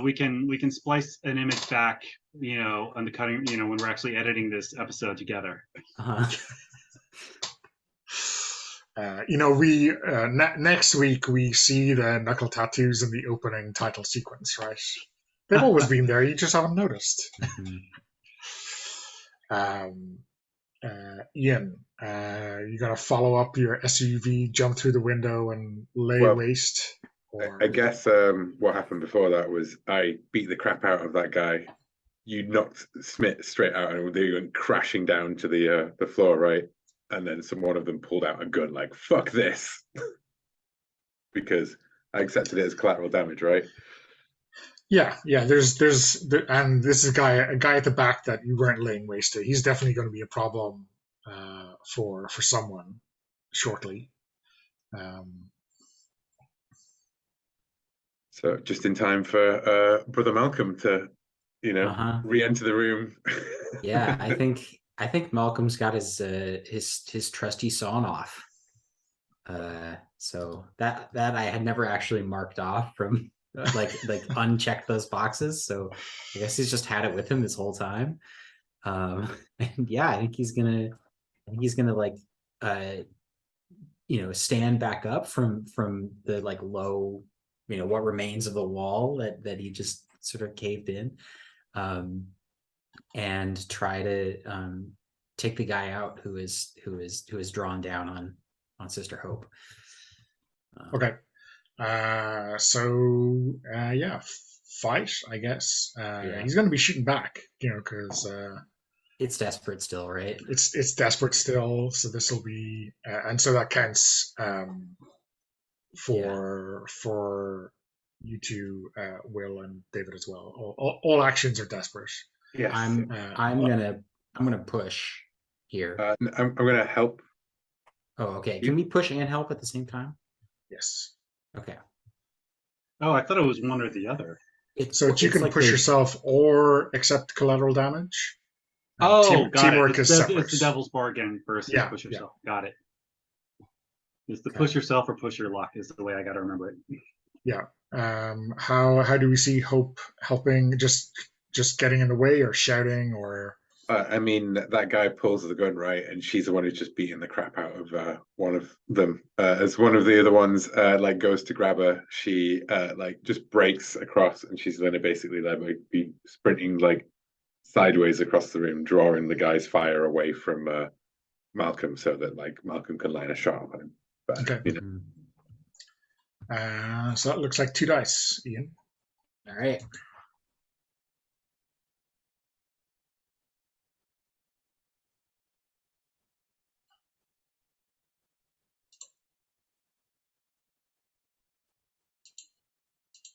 Named my role, This Machine Kills Fascists. That's a 3, maximum 3. Ouch. Oh boy. That is less good. Let's take a break. Awesome. Yeah, so back at quarter past, let's say. All right. Yeah, so that we'll be back after this short commercial break. So you roll a 3 on your desperate fight move, which means you don't do it and you take dire consequences. So I think, first of all, you've had this shotgun lying in the the back seat for how many weeks now, and maybe it's something as simple as like fluff from the upholstery has got into the mechanism, but you're left there pulling a trigger to no good effect for what seems like an hour as a gun turns towards you, and this guy leaves off 3 or 4 shots directly at your chest. And I would like to throw myself at the gun. Okay.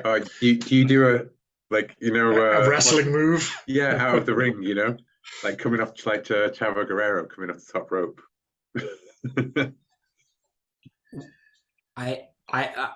While I appreciate that, I want to know how that affects like how this resolves. So I'm giving you critical damage, like being basically shot in the chest. Yeah. Sucking chest wound, let's call it. Normally you would like resist by normal means, but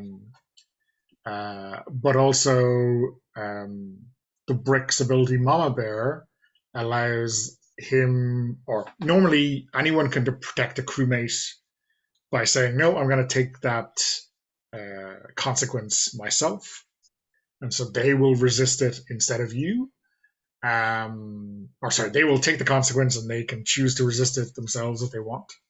Mama Bear gets you a +1 dice bonus to your resistance roll.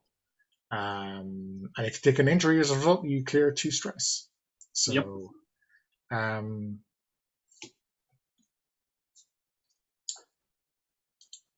Okay, yeah, so this is MPH just like standing there by the wall, like looking like a dope, deer in the headlights, Seeing your life flash before your eyes. Uh-huh. My life that heretofore has not amounted to much. It's a very short best of. Uh-huh. All right, so yeah, I guess Coke sees the gun pointed at his half brother and just leaps at the gun, and depending on how this plays out, it's a question of either does he manage to hit the gun more than the gun hits him, or what? But So when you like protect someone, you are taking the consequences yeah, instead of so that he gets person. shot. He So gets you're shot, getting and I'm gonna shot. try to resist it. So let me see. Is there? And let me take a look at. There's no way he's got a stab vest on. It So seems unlikely. yeah. Okay. All right. Well, what is this? Grit? Yeah, if you're just like kind of taking it, grit, yeah, Okay. Here we go. and you're rolling an extra die, obviously for Mama Bear. Okay. So All right. I got a. Okay, so I take stress equal to the lowest value shown, right? yes, yeah. So I take 1. I'm injured. So, Okay, so you're resisting that, right? So it means you push it down a level. okay. So you push it from critical to major. Okay. Is that Um, which row is that in this injury chart? so any row, but you just mark it with a slash. Now you could say, Oh, I see. yeah, All you right. could say, I don't even like that. I'm going to resist it again, but like maybe with a different uh, resistance, like gumption to say, oh, I'm going to be just out of the way so that like the shots go into the floor or whatever. So that when I Right, hit him, or you're like intimidating as you leap or something, right? Like you scare the Um, guy. I mean, well, okay. Oh, well, I let mean, me. I've so so so usually like when you double resist harm, you might do something like say I'll resist some of it with my armor, which is like a free one use, and then I resist the rest with my okay. grit. So there's Yeah. no. Okay. So he'll It's a also bit cheesy to resist something twice, but if you have the stress to burn, you have the stress to Yeah. burn. Then he'll resist it again. So it will be a matter of actually just physical force of throwing himself at the gun, and also like, you know, uh, screaming a battle shout in Yeah, order to catch the gunman off guard, so that maybe some of the shots go wide. yeah, So gumption. yeah. So roll your. I guess you're still getting a bonus die, right? It's the same action, but yeah. So Yeah. Okay. Yeah. I'm still protecting. It's why not? okay. Yeah. Yeah. It's the same. All right. All right. So here we go. I'm glad I took this ability. So 2, Okay. and then so I take 2, and if I take an injury as a result, but I've already taken the injury, or I'm in the course of taking Yeah, the yeah. injury So as a so result. this trigger is at the end. You have already cleared that 2 stress for taking injury, so you don't clear it again. You're taking 1 injury, and it's getting less and less as you go through it. So mark your Okay. 2 stress. Okay. All right. So I have 3 stress total. Yeah. All right. Uh, Okay. and this is now like minor, right? All Because right. you've resisted it from critical to major and now to minor. And let's So call bullet it, graze, maybe. yeah, just a flesh wound or maybe like powder burns or whatever. It's, Okay. Powder burns it was close range, so yeah, powder burns yeah, makes a lot of sense. okay. And he looks back at MPH. He's like, "You okay?" Just stunned, just wide-eyed, just totally You're okay. uh, And then Cope uh-huh. just Like goes tossing the back into the shotgun. melee. yeah. So I mean, Ian, you can like it's the trigger mechanism doesn't work or there's something caught between the firing pin, so you can clear that no problem and Mhm. like still have a working shotgun right now. And now I think we've got to that stage where you're like there's 3 guys still up and still kind of willing to fight you, but now maybe the tables have turned, right? So you can you could try to push. Sorry, well, I couldn't hear you. I'd like to punch another Nazi, please. Line them up. No, but knock what do 'em you down. do in the game? Well, yes. Both? Why not both? Yeah. But I was going to suggest you have an option here of like maybe using growl as a group action to like just get them to run, right? Yeah. Where obviously you can take your chances in the fight. There's no problem. But Do we have a clock going for this? no, We do not. that in. Okay. Yeah, I think we can survive without a clock. I think this Yeah. is. Oh, that's fine. Yeah. Just wanted to see if there was. I mean, only one of us has anything in growl, right? Yeah, I It's- definitely don't. Coke is the only one who has anything Oh, in really? growl. Okay. Yeah.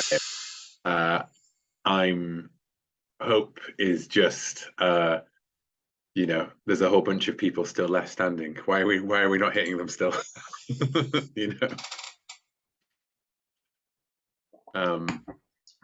So let's make this a group fight action. Well, I mean, I'm happy if like the growl. This is the point where Coke, like we join in the melee, and then he's going to issue the, like this is our now. Fuck, like get the fuck out of Adamstown. Yeah. Okay, so this is in concrete terms leading a group fight action. Group growl. Yeah. Action, I would say, Group growl action. Okay. Oh, sorry. Okay, it was growl or fight. All right. Yeah, and he'll sort of like just he'll issue that challenge, and he'll indicate where Smitty is lying prone. And maybe you've tucked the maybe they think you beat him legit, right? Yeah, nobody was watching. Yeah, nobody was watching. Yeah. Okay, so everybody roll growl. Everyone rolls growl. You can push yourself to get a die if you don't already have a die. And then you're taking the best result out of the three of you, and David, any of the others, anyone who rolls like a 1 to 3 on the result gives you a stress because you're hurting cats. What do those growl dice pools look going around the table? I just want to know. I'm trying to suss out whether I might have to push myself or not. Well, on that point, I don't have anything in growl, and I'm one box away from capping out on stress. If I was to push for this growl, would I be able to resolve the growl before? Yeah. That happens. Okay. Okay. Before what's your... Yeah. Huh? I've got nothing in growl. So this is not a good roll for us. It gives you scale, and you're like, with a successful roll, you convince them and probably the people who aren't here not to come back, right? So this is the ball game. What does collateral damage look like in this case for me?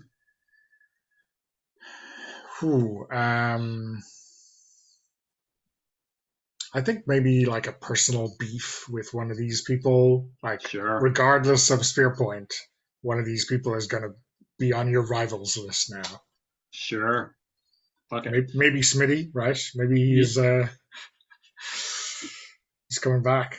I mean, it could be Smitty. Something tells me that Hutton is probably, he's not the most physically humongous, but I think he might be the more dangerous, more cunning. He might stab you in an alleyway when you weren't looking or something. Right. Yeah. Smitty, you see coming. He's Hutton, you don't. Ideologically driven.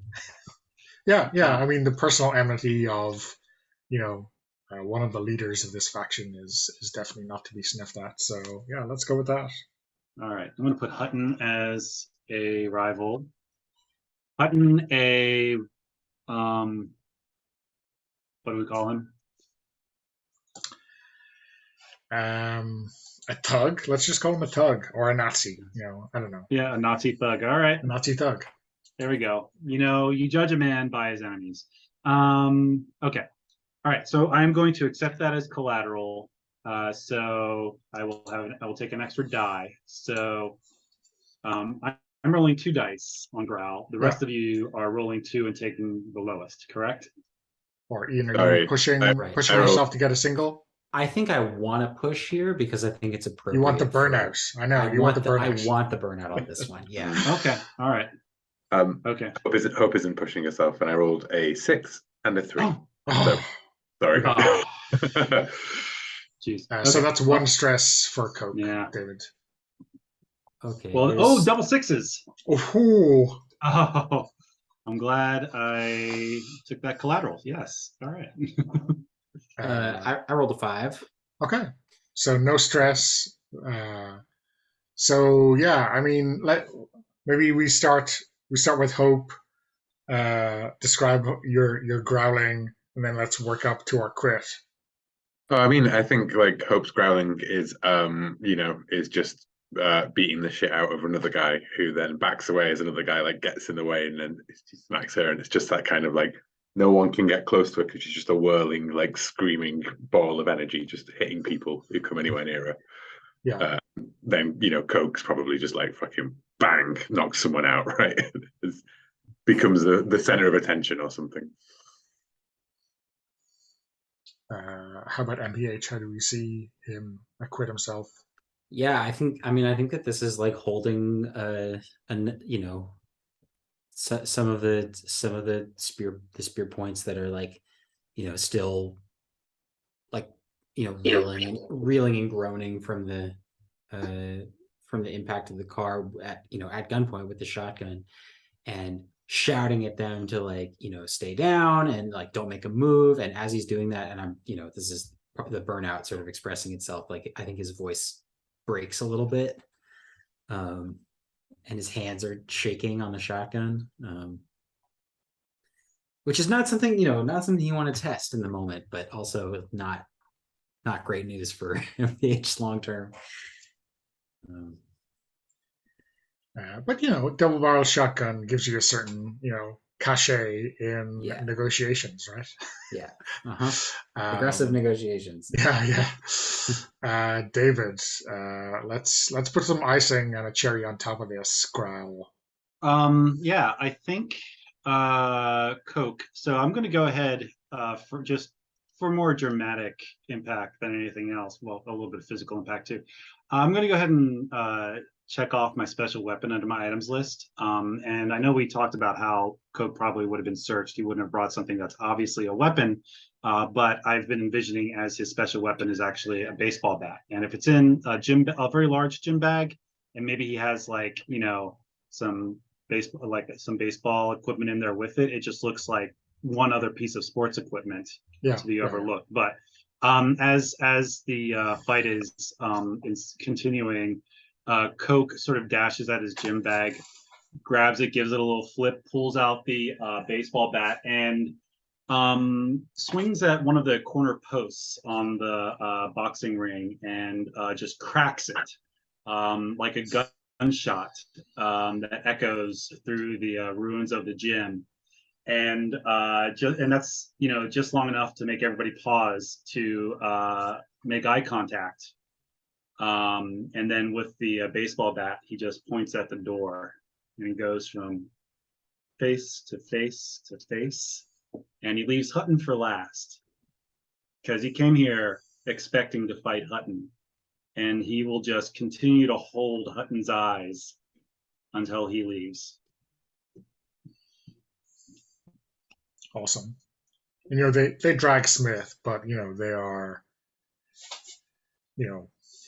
they're kind of too shaken and too afraid to be furious, for getting run out of town. But shucks. Okay, so let's wrap the heist, the job rather there. Let's do some payout. My God, for once. For once, yeah. Wait, what do you mean for once? I mean, the last big job was personal, right? That was. Okay. There was no payout. All right. And I think the previous one there was payoff, but there was no rep because they were blaming it on a different crew. So, I mean, this is the best of both worlds, right?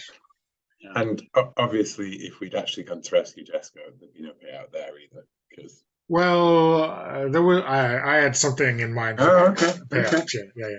I mean, sorry, dirty cops moving across county lines. Yeah, I'm glad you were going to bring in the dirty cops rather than just like a prison transport. Yeah. So cash, I think. So this is where they're gathering money, right, from a loan shark operation. I think 6 cash sounds about fair. A medium take, decent money. Like there's no cash boxes falling out the back of vans this time. You just Right. get the goods. So someone marks 6 cash for the crew. I've marked 6 cash. Okay. Rep. I think this is a memorable job. I think 3 rep is fair. I mean, though, a Chris to finish things off, scaring the Nazis out of here. Let's go with 4 rep.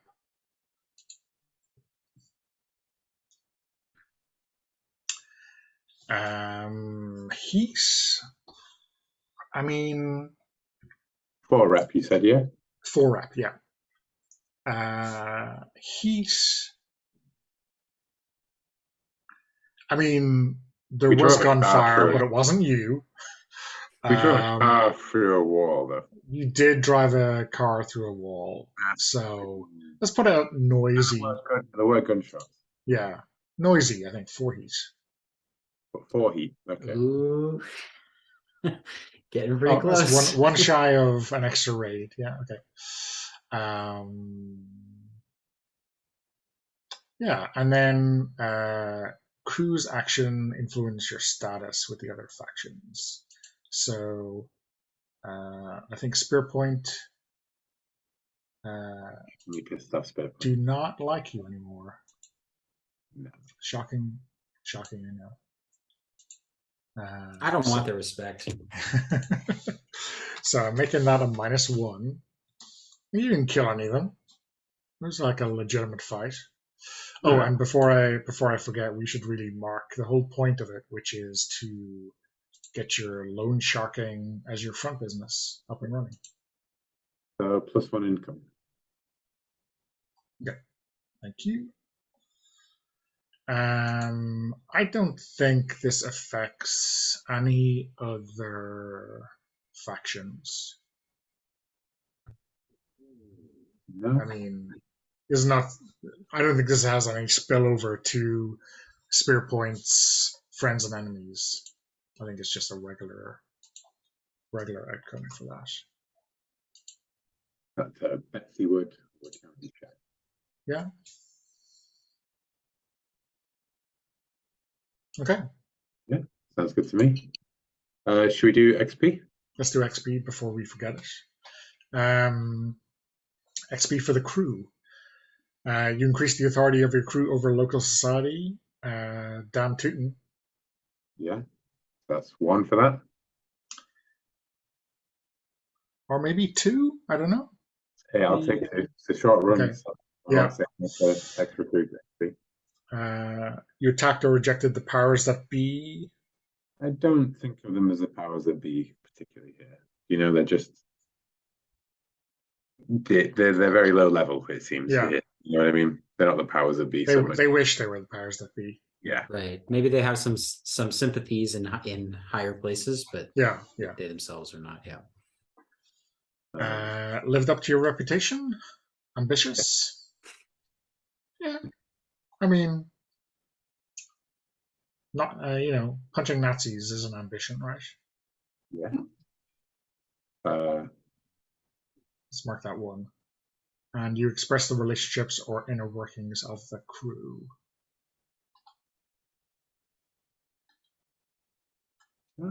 I think we did in the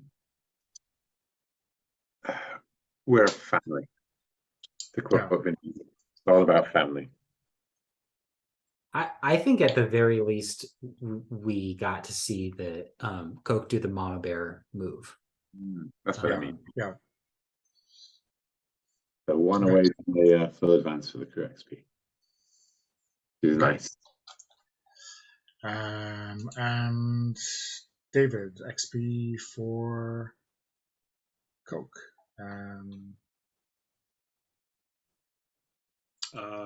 Okay. Solve the problem with power or presence. Take 2, right? Yay! All right. Thank you. Did you mark? I don't see any ticks in your Yeah, I forgot. I was marking them, but I marked them on the wrong track. I forgot that Okay. those categories have their own tracks. So, oh wait, nope. Now I'm unmarking stress. What am I doing? Oh, it's there it is. Wait. No. I think I did mark.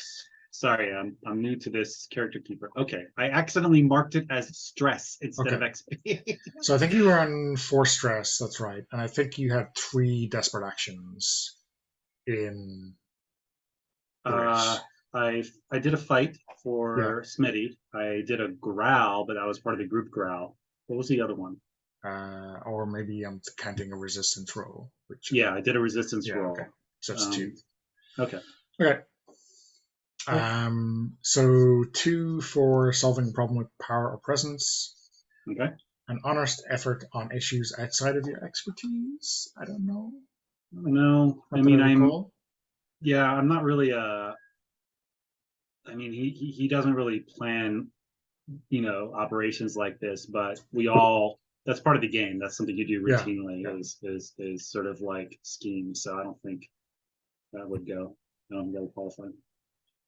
Explored relationships within the game world for sure. How many? 1. Yeah. And drive or burnout making life more difficult. Nah.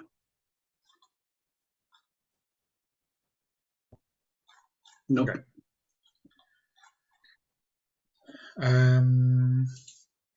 Will for hope. I already marked my XP for rolling desperate actions when I was doing it. I did not solve a problem with brain power.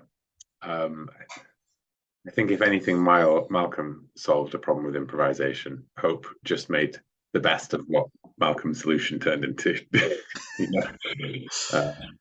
I make an honest effort on issues outside of my expertise? I think it would be stretching it to say that hitting people is outside of Hope's expertise. That is true, I suppose. But I think you might get 1 for improvisation by removing the door to give MPH a better escape route. Okay, yeah, I'll take it. And we explored my relationships within the game world, I think. Yeah. With the bar scene in particular, being part of the Happy Harris sort of clan that people know. Yeah. My drive or burnout did not make life. I mean, I could really stretch it and say my drive of justice made my life more interesting because it drove me to leap at the idea of the spear points. But I mean, maybe like taking a lead on getting that human element of the whole. Yeah, that I needed to find some real pieces of shit. Yeah. That works for me. Cool. Well, then I am done. I am 1 away from XP. Okay. Level up. If you level up mid-session, can you take the level up there and then? Yeah, you get it straight away. Ian, MPH. Yeah. First, I'd like to indicate that I checked the first box in my burnout thing, and the little list that's next to this says these are all things that could get impaired, right? No. So these are things you get that impair you. So you've got for a criminal, remember, like an unhealthy sense of caution or a conscience or hope or, all of these things are bad things, Right. Was that how it works? I thought it was you lost your sense of caution and you push yourself to the wind, kind of thing. Yeah, my thing here is that I think. I mean, you can play it however you want it, right? I think right. If you use these prompts to make trouble for yourself. I think that MPH is. It does frame it in the book as things that you've lost. So, yeah, he's feeling I think very embarrassed that he hesitated, like sure, like the gun was jammed or whatever, but he really feels like he didn't have the nerve to kind of um like follow through on the situation, and as a result, Coke got hurt. So I think I'm going to be playing him a little more ruthless as a result of this burnout. I had two desperate actions: the car ramp and the ill-advised firefight. And the group action growl at the end counts as well. Oh, okay. Well, then I'm just Yep. going to tick over into. I just filled up my grit right there. Yeah. And so I'm going to tick one box in fight. I feel like that is appropriate for the experiences that we had in this session. And as far as XP goes, I think there's a case to be made for all of these points. Solve this problem with speed or dare. I mean, solve the problem, I guess. That wall should never have been there, right? So that works for me. Honest effort on issues outside of your expertise. I didn't have any points in fight before this session, and Okay. I think that going at it with a shotgun was an honest effort, even if it didn't. Didn't work out. Yeah, it's definitely outside of my expertise. I should have been cleaning that gun. Yeah. Explored your relationships within the game world, sure. Your driver, well, at the time he didn't have burnout, right? Right. So I guess that only happens at the end, right? So yeah, so your burnout didn't have a chance to make life more Right. interesting or difficult. But drive, I only in the sense that he's trying to live up to the kind of folk hero thing of like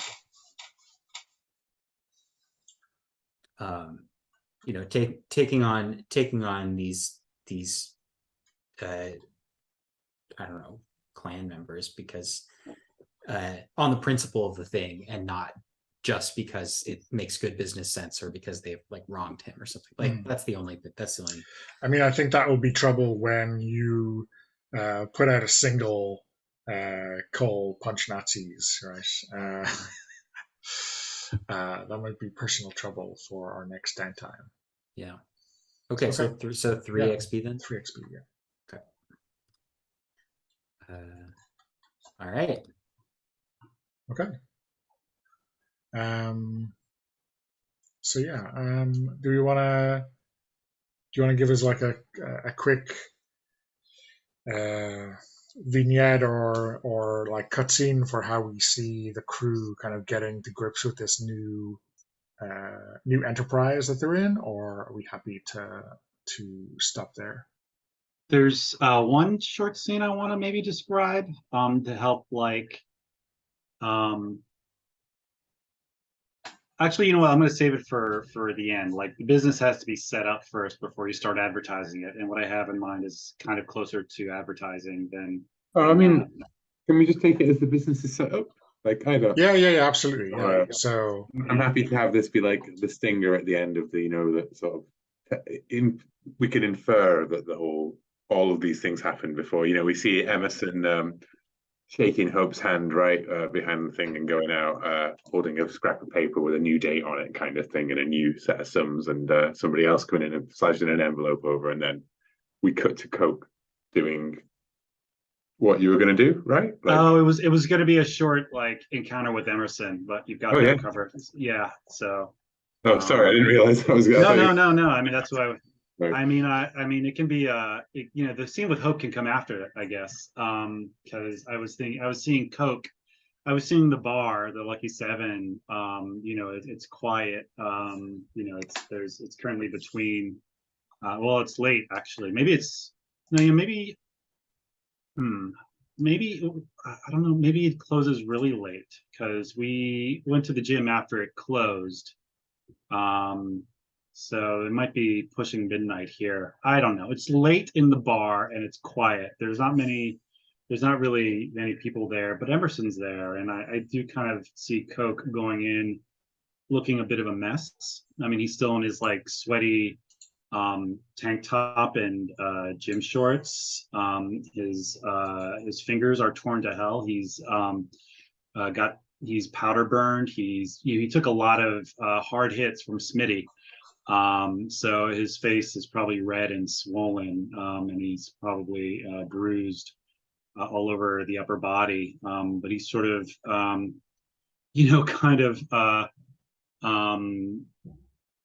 he slips in. He goes behind the bar. He pours himself. He fills a glass. He pours himself a Coke out of the fountain, and goes over to wherever Emerson is holding up a bar or holding up a table, and he sits down and he says, "Hey, just want to let you know you've got an extension on that loan, and I think the interest is going to be waived for a little while. Go shower." He gets up, and that's it. Something like that. Nice. And the hope is that and not hope is obviously my half sister, but the lowercase h hope is that like this will also help put the word a bit of positive word of mouth might slowly like trickle out through the community.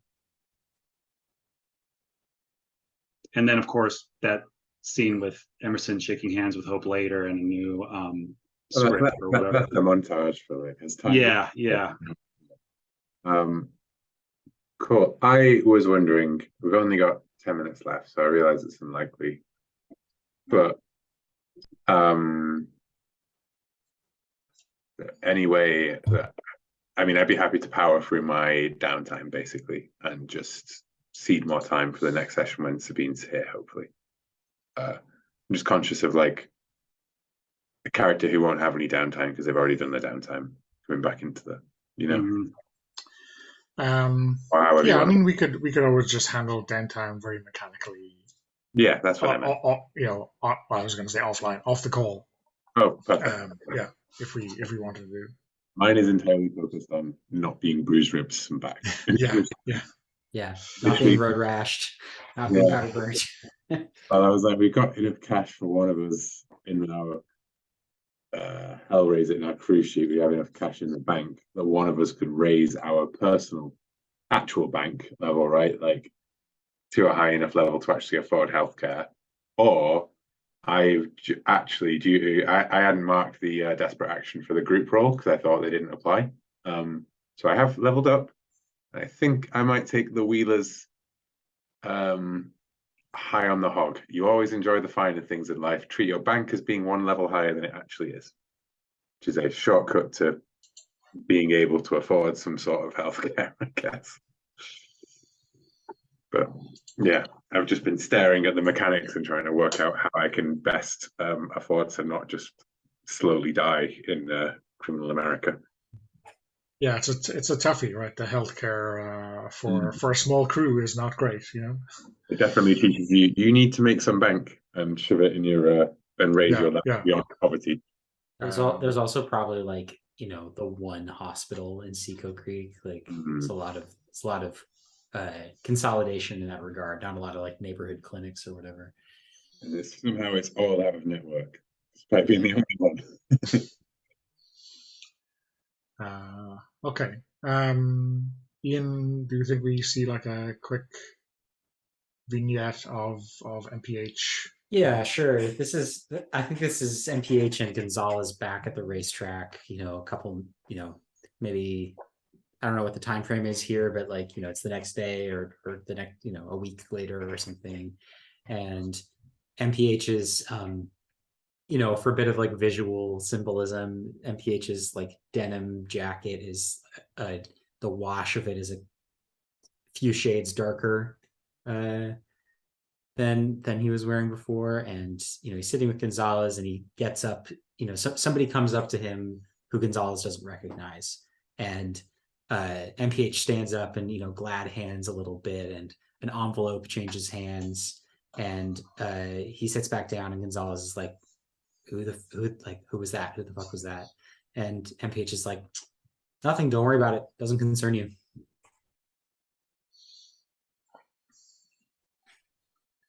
that works. Okay. Let's leave it there. I'll stop recording. We'll do Stars and Wishes shortly.